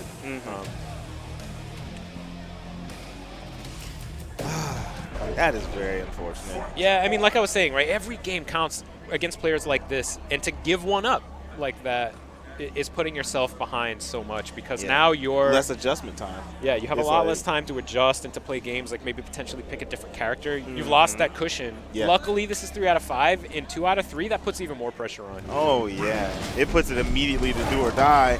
And all right, here we go. He starts off aggressive. He wants to start the game off in his face. Yeah, I think Jackyl really needs to take this one to neutralize that sort of mental advantage that Chronicle has right now. I think Chronicle's just gonna go nuts if that doesn't happen. Yeah. But that was a good block on the cross-up DP. Jackyl's definitely recognized that he favors that mix-up. Good stuff. I don't know if the bait was intentional, but the mix-up was good. It worked out for him. It was really nice. Look at that -2, man. You can't really. A lot of players like to try to grab when the other guy's -2 or -3. In this game, invincible backdashes and whatnot. Yeah. Put you at a loss. Yeah, I don't. So does that technically not count as a grounded heavy? The overhead? It doesn't, and I don't understand why. Well, he's not on the ground. That might be why. Okay, well, yeah. That's funny. I'll take it. All right, nice DP. That's a misinput. Misinput. Oh, he got out. That was not. I think he might have mistook that for a command grab animation or something like that. There's really no recovery on that. No. That's a command move, right, for the minion, I think? Yeah, I'm not a Gargoyles player, so I think that's what it is. That's exactly what it is, though. Yeah, Chronicle's good. Chronicle's sitting pretty. He's got meter. He's got enough to do a mix-up and keep it safe. I don't think he needs to do anything nuts here, but he did do something nuts, and it's going to cost him. He just threw it out. Yeah. But, I mean, it was one of those moments like, hey, he's already taken so much health off. It's like, he could risk it. Yeah, if he had done something and caught him, it would have been really even bigger, right? He has a good advantage now, but if he had caught him, it would have been really big. So I guess the risk was relatively low in the long run. Exactly. All right, Jackyl is right on the brink of instinct. He doesn't have it yet. Now he's got it. Okay. And we're going to see if he opts to pop it. Yes, he does. He's going to get popped with a heavy. Yeah. Oh, no, I like that he used those invincibility frames. And that has upper body invincibility, right? Is that why that works? Oh, no. When he's leaving the ground, he's completely invincible. He's completely invincible? Oh, yeah. Is that new? No. Okay. Okay. This is not good. This is not good. This switched around on the Chronicle. Oh, wow. That hurt a lot worse than I thought it was going to. This is getting close to Chip right there. That's a punish. That should have been a punish right there with a Shadow Portal punch. But I mean, yeah, Chip, anything at that point would have done it. So I mean, this is really good for Jackyl to come back from a loss with poorly mapped, incorrectly mapped buns. Yeah. He needed that. He needed that to sort of equalize That's exactly what he And it's needed. good that he seems to have a pretty good control of the player matchup as well. So. He's nice and calm, and I don't think that hurt him too bad to lose that game. It could have hurt really bad. Yeah, so maybe a more inexperienced player would have, broken down a little bit that second game. Some people just can't handle that sort of, like mental pressure in situations like that. Yeah. But he's got the stone face, man. He's doing it. Stone face, Gargles with the stone skin. Oh. Okay, that was a good break. Yep. We saw this avalanche pretty quickly against Chronicle last game, too, so we might see the same thing again here. Is that a punish? There's got to be a punish coming out of this somewhere. But he took a pretty good amount of damage from that. Yeah, he tried to make him pop it. I like the idea from both players. He didn't go for it. Yeah. Chronicle was like trying to force him to go for it. Again, like if you're not familiar with the game, it looks a little scrambly, but every situation is pretty calculated, and there was like a pretty good reason each of the players did what they did in that situation. A lot of good game and character knowledge. Full light combo, I like it. I like the DP just to get some hits on the minions. Yeah, I like it. He's at a life man, good cancel there. Keep it safe. Oh, wow. That instant lockout, he's done that so much throughout this top 8. I really would like to see him stop that from the jump ins. All right, we got things equaled out. We got a minion on the screen. Shago has meter, which means he has options. Okay, that was a nice trade. Let's see what we got here. Good blocks by Jackyl. Yeah, and I think that's good recognition there. You saw him after the pizza cutter. He did crouch jab, right? That move is not always plus. Right. If you press it on the way up, you definitely need to be, and you block that, you need to be counter focused. Do not take that mix up. Chronicle. Light breaks are on point right now. And the mix-ups are like real, the mix-up but and a the good shadow block, counter was even better. I like it. This is good. Getting damage, yeah. It's good damage. Still got the minion out. He's close to bringing out a second one here. He might do that now. No, he's going to go for the Shadow Portal Punch. This is as strong as I've seen Jackyl play this whole tournament. He's being very aggressive nonstop. You haven't seen him really, wake up from a trade situation and just sit. Yeah. He establishes what he wants and he keeps it going. Yep. And that is a punish. That is going to equalize things a bit, but Jackyl's got instinct. He's got stone skin, but if he makes the wrong decision here, okay. Oh, was he going to get a backdash? No, he can't get it. Gargos. Yeah, I feel like he should have went for like a spaced heavy punch, and then I think that's a little more even on whiff. That he's a little more safe on that, and he could have maybe backdashed before Gargos came down. Yeah, and I'm surprised he wasn't ready for it because that's the go-to for Gargos players when they have instinct and they want to get the advantage. Yeah, and I mean, and Shago has such good movement that would have been pretty easy to avoid letting him get the cancel and punish him. But it's a tournament. They're getting late into the bracket. It's not surprising to see certain decisions not being optimal. Oh, that was really good. Yeah. Very good with punish, but Chronicle back at it. Got him in that corner. I like it. Tried to hit him with a double side switch on the wake up. He's going to cash out here? Yeah, he's got to get that damage. It's going to be another cross-up mix. No, he stays on the same size. It's going to be a grab. He's off the ground. Yep. So this is going to be a punish. The armor is going to work. Oh, he catch the backdash? That's a clutch break right there. That could have been another avalanche for him. These portal punches, he gets locked out full screen. It's not a big deal. They don't do a ton of damage. Yeah, 14%, yeah. But we got 2 minions on the board. That's like where it hurts bad. I like that slide. Full screen goes through both minions. Punishes Gargos on the startup of, I'm assuming a portal punch or something like that. Really good. And those are the types of risks that you have to take that sometimes look like the player might not know what he's doing or that it's just being random. But in this game, you have a really strong tool set. And so does the other guy. And you have to use the tools. They're all good. They're all valuable. and it's really good to see people do stuff like that. He's going for the recapture. Oh, wow. Oh, man, this guy is disrespectful. He had the meter to get a cash out in the air, but instead he went for the recapture to extend the level 4 combo for no reason and counter broke. I like that. That is disrespect. Oh, okay, so Jackyl's going to have to put on a lot right now to get this comeback. Yeah, you know what? No instinct. He's only got 1 minion. I'm not really seeing low it on happen meter. here. Yeah, I mean, at any point he can knock that minion out with, yeah, it's really not going to work. That was a good DP by Chronicle. That was really good decision making right there. Yeah. I like what Jackyl's doing. I like the way he's playing. I think in the past, when he was relatively new, he had problems with defense, but he doesn't seem to have those problems. He did a little earlier in the bracket, but right now he seems to be solid. Especially blocking Shadow Jackyl is not easy. He seems to be he's holding it together. He's holding it together. It can be overwhelming. I mean, you see he's just flying all over the place. Left, right mix up, grab mix up, meaty on the same side. It can be hard, but he's dealing with it really well. I like his use of the crouching heavy punch. He'll catch a jump. Yeah. A very good meaty. Okay. Some footsies in there. Counterfold. Keeps it short. I think he messed up there. He obviously wouldn't want to trade up that corner position, but no. Nice. The grab actually hits the minion. That was really lucky. Otherwise, the minion probably would have hit him out of the extension here.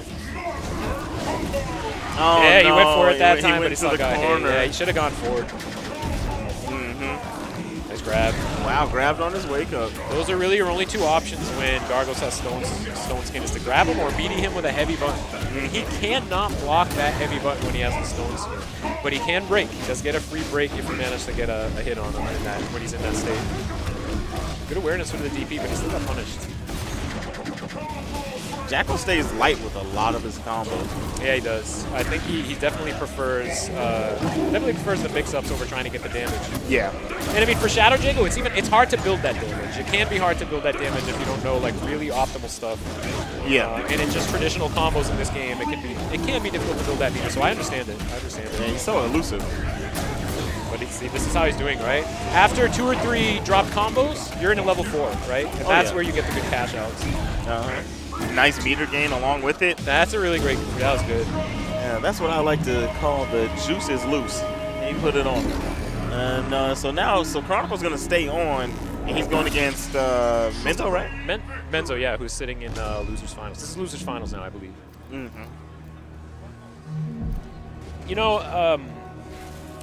That's got to be a pretty challenging matchup for Gargos.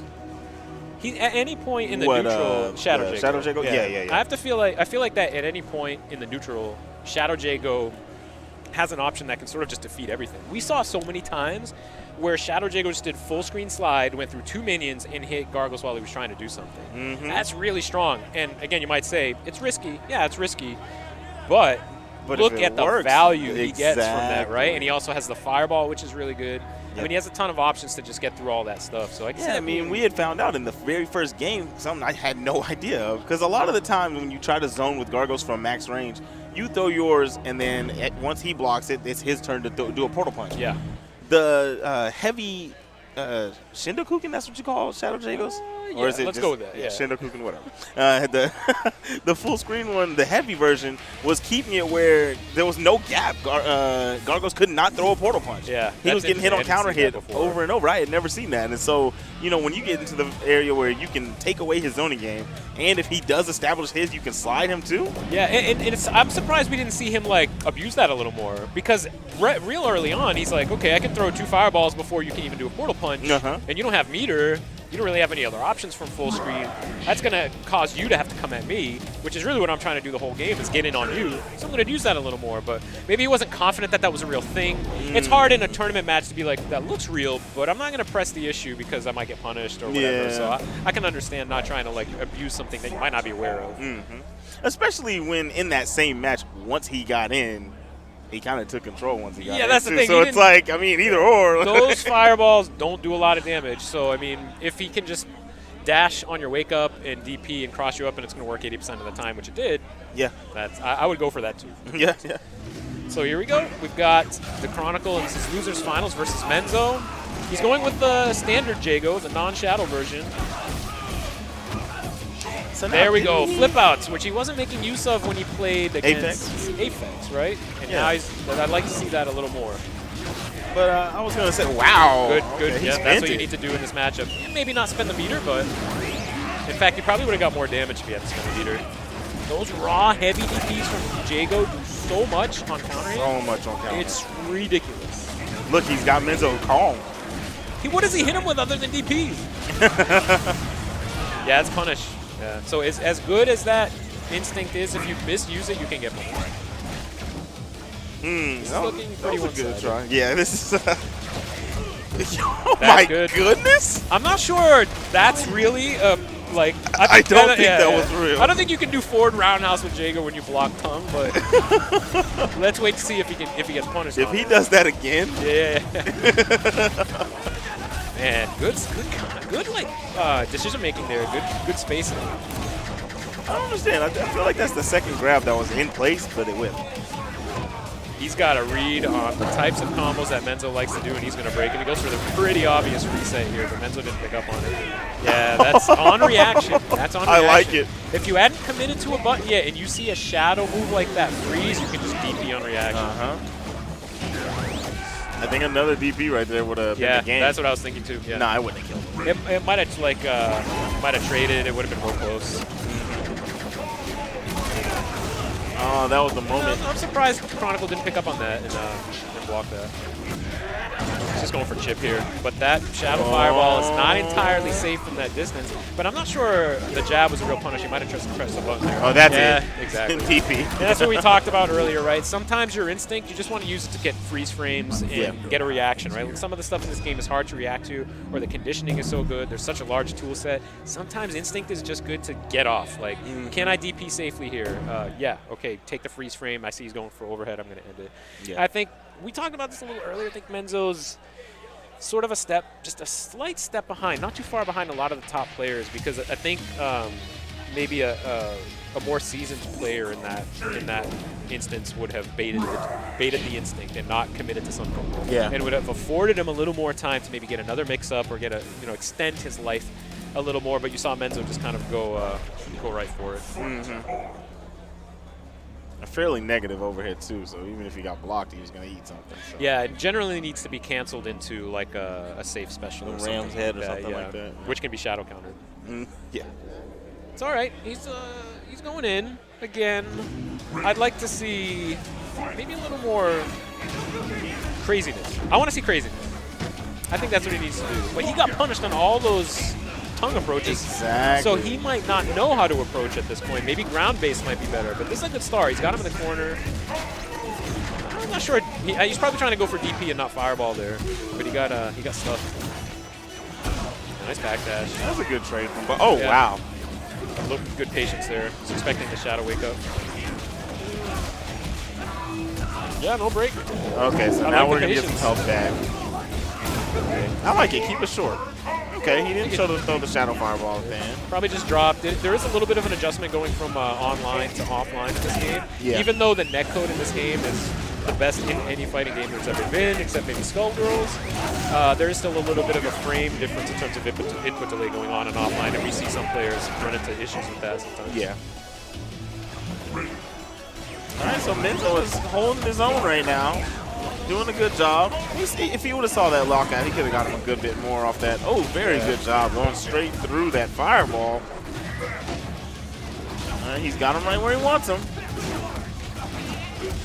Didn't have to drag that combo. I think he could have just got the wall splat and kept the blender going. Yeah, and I think Chronicle's really scared of a counter break right now.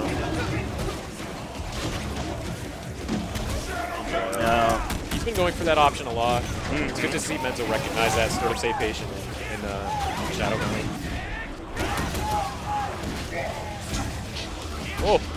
Oh, too much respect. Too much respect. I've never seen Chronicle use so many shadow DPs in neutral. Yeah, I don't know what that is. I don't know if it's I don't know if he's just like panicking a little bit and maybe hitting two buttons at the same time, or sometimes maybe just normal DP shadow fireball. Yeah, I don't know. Maybe he's trying to do DP shadow fireball cancel. I don't really know what the game plan is there. Most of these situations, I think just the DP would do it. Yeah. But I mean, he's making a comeback here. No break, yeah. I didn't think we were going to see one. I didn't believe it. He goes for the Shadow Boots. No, he did it. Oh, and it still got him. That was really good, though. Not mad at the idea. I respect it. I mean, I think actually the only thing there, if you get a read on the instinct activation as Jackyl, I think you can time a Shadow Wind Kick to go through the bike and hit him on his landing frames, because you know how he does the bike and then he jumps back, Rash? So if you time that correctly and you bait the instinct activation, you can do Shadow Wind Kick, go through the bike, and hit Rash as he's coming down. But I guess maybe he's not aware of that, or maybe didn't believe in it, so he just went for the Shadow DP. I've never tried that. I'm gonna have to take you up on that offer. Yeah, especially if a character like Wolf has a Shadow recapture. That's what I use a lot when I bait raw instinct activation from Rash players. Right, bike's gonna come out, he's gonna loop back. You just do Shadow leaping slash, and it catches him on the jump back every time, and you get a full combo. So like we were saying, right, it's a good instinct. It's really strong, but there are opportunities to just raw punish it if you know how to do that. Yeah, yeah. Or if you react to what the guy's going for. Yeah. Yeah. All right, so we got that's 1-1 on the board. That's 1-1, yep. And we've got a switch to Shago from Chronicle. And this is the same thing he did last time. As soon as he took that one loss with Jackyl against Apex, he switched over and had a pretty dominant showing, actually. Yeah, it's interesting because normally I would say don't switch. You're doing okay, you've already won a game, why are you switching, right? Yeah. But the switch from slow, calculated, footsie-type style play to this crazy mix-up style might just be too much for some people to adjust, you know? And that's exactly what we're seeing. But this kind of play is where Menzo was born. Yep, this is what Menzo likes to do. It's going to be a DP. I'm not sure about the meter. I'm not sure why he keeps going for that. Could have just done regular DP. Well, isn't it because I was wondering that last time when he was playing Apex. Now, isn't that because the move is already out and it's meaty, so the startup frames of the DP? The DP has invincibility on frame 0, right? Gotcha. So you could just do the regular DP. I think what he's really trying to go for is some kind of cancel or some kind of funky tech or something like that. It's not panning out. Or maybe not. Maybe he's just okay spending the meter. Yeah. There's that mix-up again. We haven't seen that work. What was that? Is that tech? Yeah. It's a little fidget they can do with the bike. I like it. But yeah, he hasn't. That like slide under tech worked for a few times, like a few games ago, but no one's really getting hit by that anymore. I'd like to see him just do cross-up DP until it stops working. Yeah. Oh, nice overhead. We hadn't seen that for a while. Yeah, Menzo likes lights.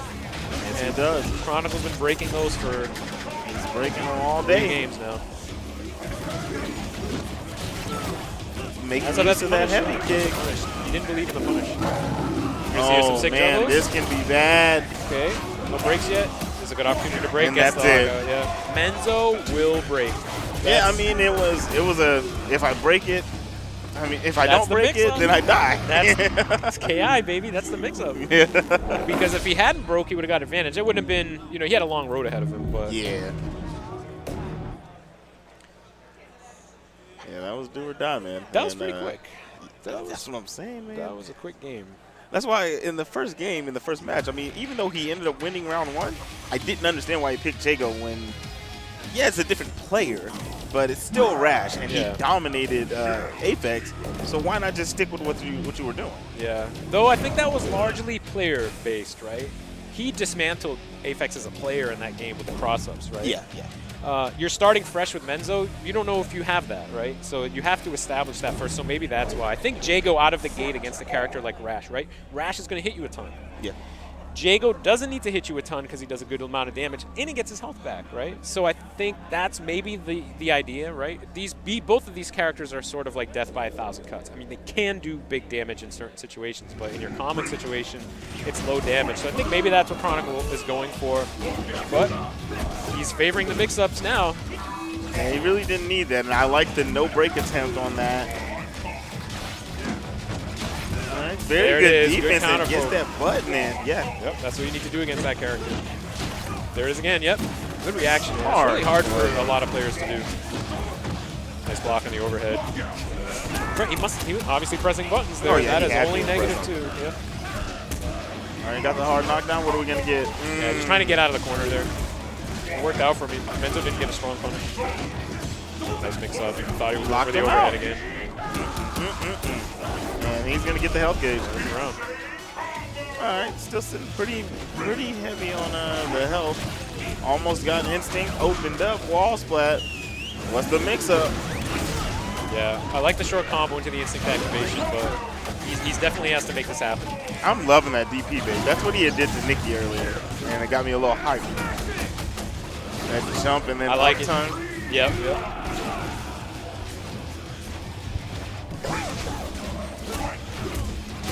Yeah, it's that instant lockout again. Chronicle has an issue with that from stuff that's happening in the air. As we've seen, honestly, everybody that's played Rash in this tournament, they're all breaking that stuff early going. Yep. I mean, even Nikki was breaking Rash at the first frame, but he was getting them. He was getting them right. People just don't want to be in the air juggle scenario because it's so hard to break all of that stuff. Yeah. And sometimes can lead to standing resets. Exactly. Okay. So pretty close here. Oh, he didn't get the autocorrect. Exactly. Throw with. It's not going to be huge damage, but he's got positioning, and I mean, one hit here could be. Oh, I don't agree with that. I would have liked to see the reset because if one correct guess. Yeah. Got either it. way, yeah. I mean, it's all good. Oh, okay. Okay, I thought he was going to let the whole Ultra rock. I would have liked to see him style on him a little bit. Going into the last game, why not? like, Get that little breather. I won the last game, by the way. Now we're going to the next game. I got the momentum. Exactly. What's going on? Oh, they're going to go to something with the fight stick. What's going on? These cameos are killing me. All right. I think that's Menzo feeling himself. I don't know. I think it is. He's like, yeah. Is that a sigh of relief or is that, yeah, I'm the man? I can't tell. He looks confident as hell. I mean, yeah, he looks like he's going to win this whole thing. Let's go. I like the God, I like that a lot. Those counter He's pokes. not letting him get away with that stuff at all. Yeah, not at all. But to Menzo's credit, he's finding other ways to get stuff started. Yeah.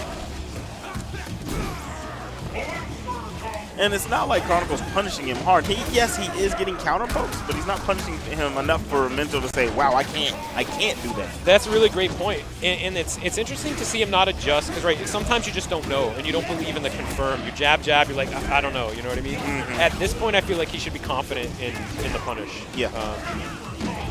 Because he's leaving a lot of damage on the table, not doing that. And this is good. They're going to be big for him. He made him waste that meter, but that combo gave Menzo a whole nother bar. That's a lot of meter gain. Wait, what are we getting here? Oh, okay, I like that. I like that. Menzo's probably gonna. Ooh, if there was no break, that was gonna be the round. Yeah, those lights are really. He needs to change his combos up a little bit. Yeah. Because like we were saying before, right? You get a player read on the combos, and it looks like he's just guess breaking on frame 0. But I mean, I'm sitting here as a commentator. I can see that Menzo loves light buttons to end combos early and put you in a mix-up. Why not just guess break on frame 0 that it's the light? He's gonna end the combo early anyway. So if you're right, you get the break. Yeah. And that's just him recognizing player tendencies. The mix-up worked that time. It's just sometimes it becomes a little bit too much resets. Yeah. Just take what you got. I mean, he lost about 7% potential damage there. Yeah, the interesting thing about those reset heavy play styles in this game especially is that it becomes a mix-up to not do that at one point. Exactly. Yeah, I think he's just trying to eke out a little bit of a life lead. I respect it. These throws I like that grab. in the corner are going to be tough, but he's got instinct. He's got lots of resources. He's got a lot of options here. Oh, wow. That's a really interesting anti-air. If he would have let that go and love the counter pulls. Yep. Okay, what are we going to get? Save, but he can convert this. Is there going to be another break? No break. He doesn't trust. No! Did you really just sell your tournament life for that? You did. This is what I hate to see. We just talked about this. Yes, we just talked about this. Especially when it's 2-2. You don't lose anything if you get broken, right? You just get sent back to neutral, and he's not at such a life deficit where it's all or nothing. Yeah, I mean, it was a tied game. It was both, down to the brink. You've got it. Right. take it and run with it and let him make the mistake. And But this is what's so great about the combo system in this game. You know, it gets criticized sometimes. Oh, you're just guessing. Oh, it's you know, rock paper scissors, which doesn't even make sense, by the way.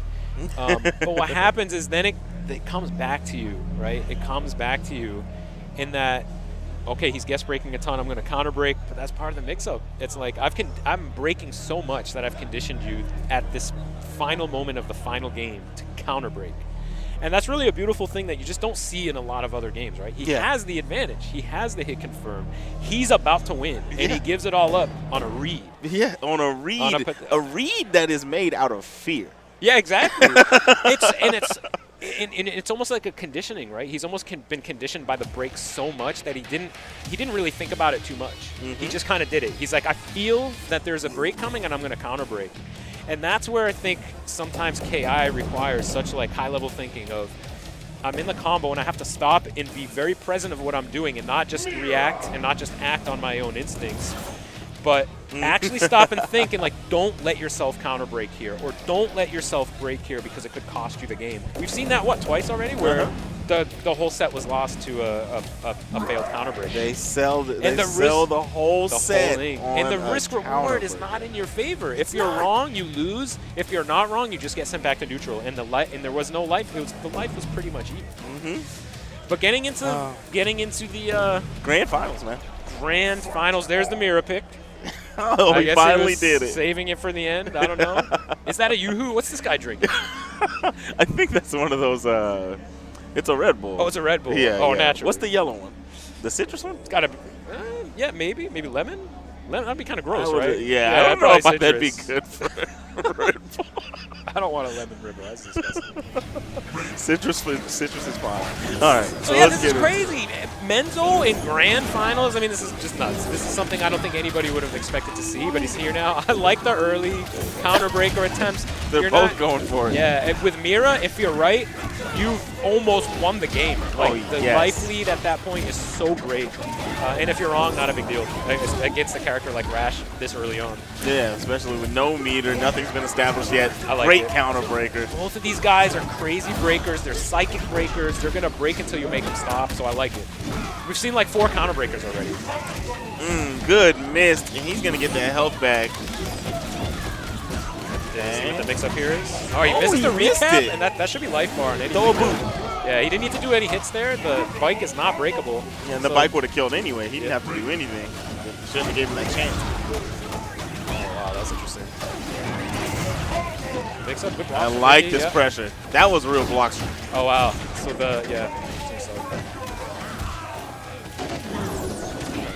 no punish on the failed shadow counter. All right, Nikki is putting on some pressure here, trying to close this out. Oh, missed the jabs. Okay, good evasion. Yeah, but he's spending a lot of his health just to get out of there. That is the heavy drill. That eats up a good amount of health. Ooh, I like that anti-air. Oh, the armor save here. Good confirm. Okay, dropped him to the ground. He needed that. Yep. Get a recapture here? No, he doesn't want to risk the break. Oh, I like it. He's in a bad spot. Menzo getting hit with the wall splat. Reset. Same side. This could be the end here. 1 hit, maybe. Oh, what are we getting? Yeah, you know he's going to break. Yeah. He does not care. Had to, yeah. Good break. Cross up. Is the bike coming? Yeah, good block. That was really good blocks, but a great backdash. Risky backdash with Okay. So look, I mean, I don't want to be cute here, but Nicky's in winners. You can kind of sell that, just gonna give it away. He's gonna do his thing here. I don't think we're gonna see Nicky get serious until he's in losers. If he gets there. If he gets there. Yeah. So a lot of the craziness, like the early counter breakers, I feel like there's not a lot to lose there. You're in winners. You are sort of the favorite to win this. Yeah. And you generally have the better character as well. True. Yeah, he did do a lot of things in that match that he didn't have to do. Yeah, I mean, he was being pretty liberal with his health. For those that don't know, Mira spends some of her health that is recoverable. You just saw that there with certain command grabs. But she has really good moves that cost her some of her health. And he was making use of a lot of those just to get out of the situation. I mean, this is, you're seeing Mira's damage output in action. Oh, yeah. That was a really good evasion of the instinct. Nicky's playing that, like, let's get it over with playstyle. Yeah, exactly. Yeah. I mean, he's a winners. He's playing a really high damage character. He definitely thinks he's the better player, and he might be. I mean, we saw them play earlier, right? That is nuts. That is a good reaction. No, myself, I didn't know that she could snatch him out of the armor of Wrecking really? Ball. I did not know that. I like the shadow counter attempt, but I'd rather see him being poking out of the tongue like the Chronicle was doing. Yeah. He just might not be accustomed to the matchup. That was a very good attempt on the counter break, just a little too late. It's a little wild, but it works. Yeah. This could go south for Nicky again very quickly. I mean, he's in the lead, obviously, here, right? And he has instinct and he has meter, but if he gets crazy with stuff again, he might just put himself in a bad spot. I mean, a lot of that stuff last game that cost him the game, he did to himself. Yeah. So this could be instant, yeah. No, that could have been game. Yeah, it could have been Ultra, but he missed it. Yeah. What's the mix-up? I like the evasion. Right. I'm calling this one quits. This is over with. Yeah, he's getting a little scrambly at this point. Yeah, there was no way. But you can see the gray health was built up. There really didn't need to be a lot from Rash there if he had a bit more health to work with during the earlier parts of the round. Mm-hmm. A nice cash out into a wall splat and then a reset. He could have got that. I thought, a couple of like heavy overheads would have been in there. Yeah.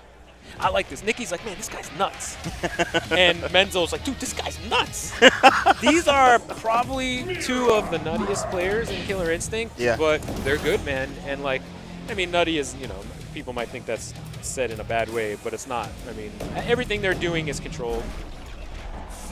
Everything they're doing is controlled and well calculated and well rehearsed. None of this is just, let me just try this thing out. Craziness in this regard just means just make use of your tool set. And we just learned that yellow is tropical. Tropical flavor. Tropical Red Bull, not lemon, like I thought. What is the taste of tropical? Probably like fruit punch, I guess? Fruit punch, yeah.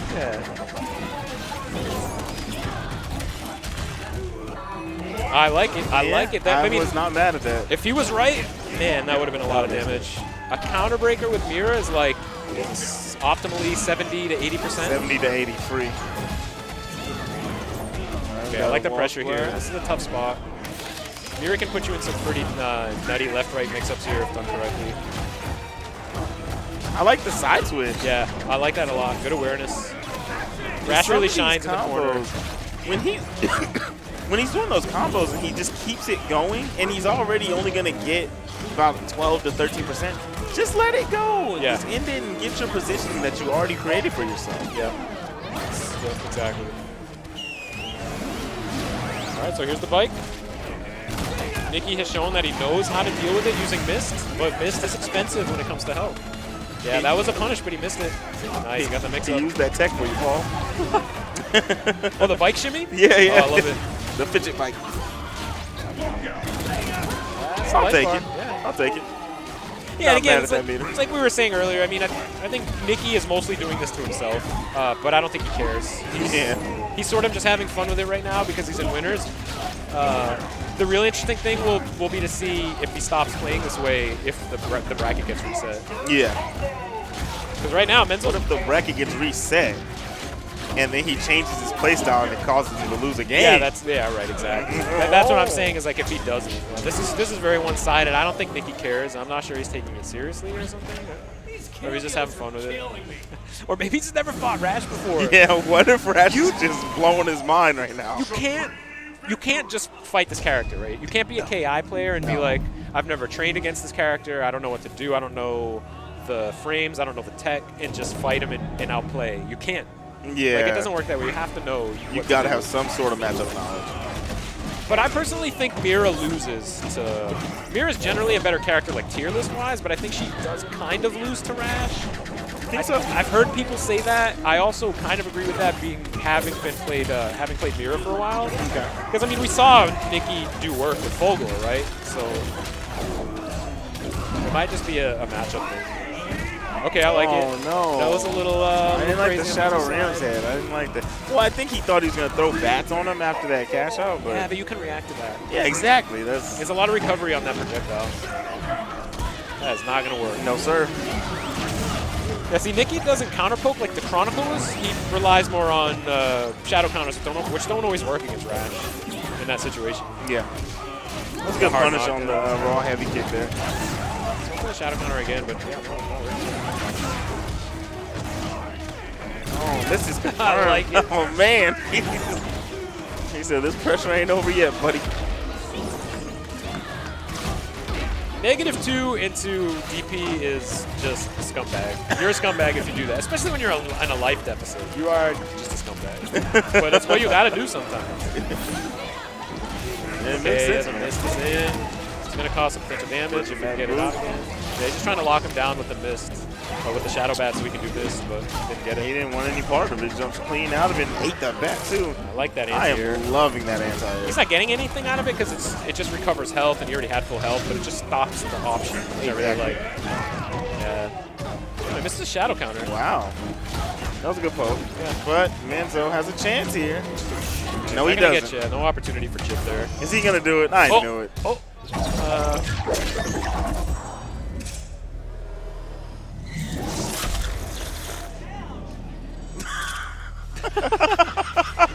Not my favorite ultimate, I will say. Oh, man. I don't think Nicky's feeling it either.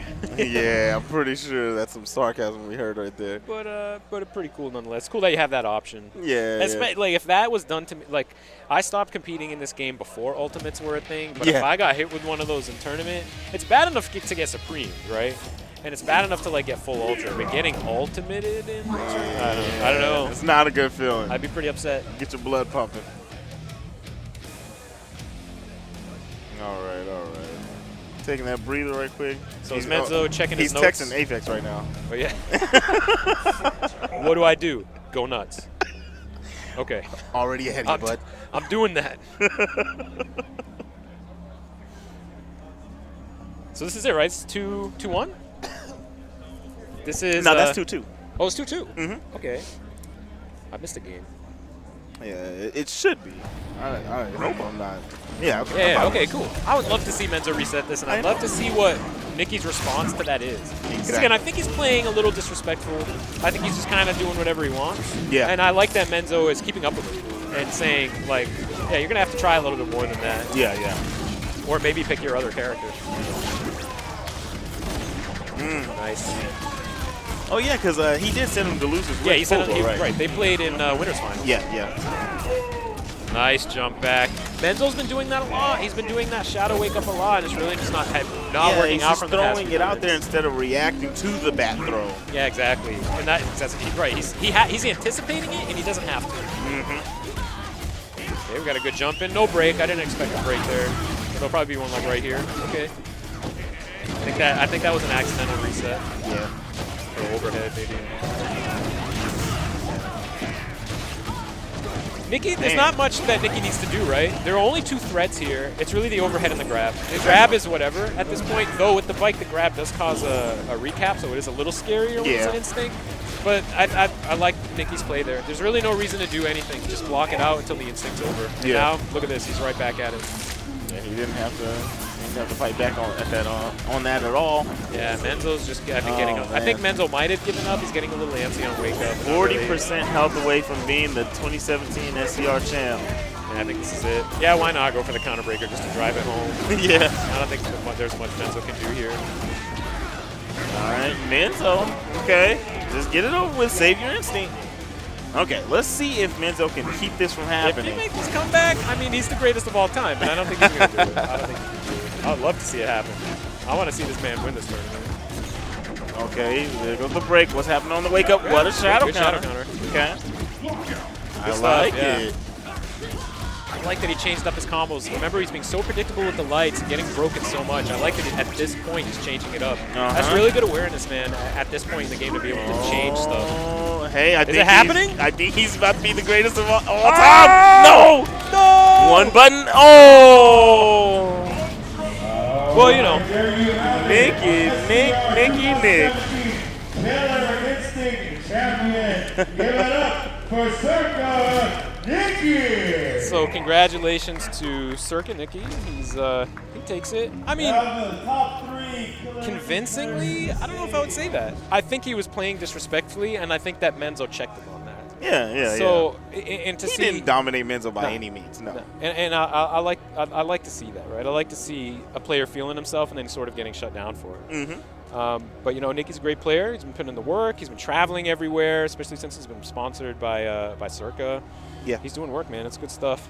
Now, do I need to come out of retirement to show these guys what's up? Is that what needs to? Do I need to come out of retirement to stop Circuit Nikki? Is that what needs to happen? Well, when Brandon brings up World Cup, man, you need to come out and come stretch your stuff. If there's a World Cup, I'll say right now, I'll be there. I got to show these guys what's up. You know what I mean? We can't just let these guys run loose. Yeah. We got to show these guys what's up, man. Are they even listening to us anymore? I don't know. I think so. I'm thinking, like, why would they let us talk over this? Nah. I mean, they're not saying anything, right? They're just And again, It's him. I heard it because somebody wasn't here, but no, I think we caught you. Give it up for our killer. Who are they talking about? Bass or Probably Sleep? Does Sleep even play anymore? Not really. No. But, I mean, what do you do about Playing Arya? other games. Yeah, but I mean, you still need to, I guess, play. No, yeah, that's true. Kyobi, can you give us a heads up? Are we still live? Oh, he can't hear us. That's right. Oh, we are? Hey, man. Thanks for the heads up. Yeah, so like I was saying, if there's a Killer Instinct World Cup, Brandon's probably watching. He's probably out there. If there's a KI World Cup, I will train. I will come out. But no, these guys, I'm not trying to take anything away from these guys. I'm just joking around. These guys are great. I'm not sure I keep up, man. These guys have been playing so much for so long. They're so good. That was entertaining. I hope everybody. That was a really good top 8. And again, a lot of those guys were new to top 8 in general. Element, the Chronicle, I think, has done a couple top 8s. He's had a few. But, it's just good to see these guys show up and play super solid. Dude, Chronicle had great matchup knowledge, good awareness of things, just played solid. Great to see that from players just showing up to top 8s. Of all the Rash play we watched, he was the only player that was jab checking. That's right. He was the only one. Even Nicky, he's obviously the best player here. He's been one of the top players for so long. Even he wasn't doing that. Yeah. So that's why I'm saying it's so impressive to see a guy who just showed up to 1 or 2 top 8s and he's doing stuff like that. Because that's in this game, that's how you win. Exactly. You have to know stuff like that. The small things, the little things will get you far. So yeah, I hope you guys enjoyed that as much as we did. I hope you enjoyed hanging out with us as much as we enjoyed hanging out up here and commentating. It was a lot of fun. Yes. That was, Killer Instinct, not to be negative, Killer Instinct's kind of an old game. We're all kind of hoping a new one's coming, right? So it's kind of like these are the last set of tournaments you're starting to see. We don't know if it'll be at SCR next year. For me, as somebody who used to compete in this game and as an avid watcher, it's really great to see this type of play this late in the game's life. Yeah. Because usually at this time, it's people who maybe aren't so good because all the top players stop playing. But these guys are good. These guys are so good coming out with all sorts of characters, right? I mean, we saw some repetition. We saw a couple Rashes, a couple Gargoses. But, people are – in this game, people just pick who they want to play. Exactly. I think that's one of the best things about Killer Instinct. Yes. You don't have to conform to a tier. You pick who you want to play because everyone's viable. Yep. It's one of those games where it's so cool. It's one of those games where you have the freedom to just do what you want. You want to play who you want. You want to play how you want. It gives you so many tools and so many options to just let you be creative and expressive as a player. Because that's all we want to do, right? We want to come out and be like, there's something that I have that I want to show. There's something cool that I have as a player that I want to show. This game lets you do all that more than any other game that I've ever played, man. And I think because of that, this franchise has a really bright future. If you didn't play the current iteration of the game and there's a new one that comes out, try it out, man. It was free this time around. Try it out next time. I can guarantee you if you put a little time into this game, it will become your favorite game. Easy. Especially if you don't like the style of other games where you don't get so much of an option to play and be expressive and be creative. Yeah. This game will give you everything you want to do. So yeah, check it out. Yeah, buddy. And okay, so yeah. Next up we're gonna have Marvel versus Capcom Infinite. And are we still in pools on that? Exhibitions.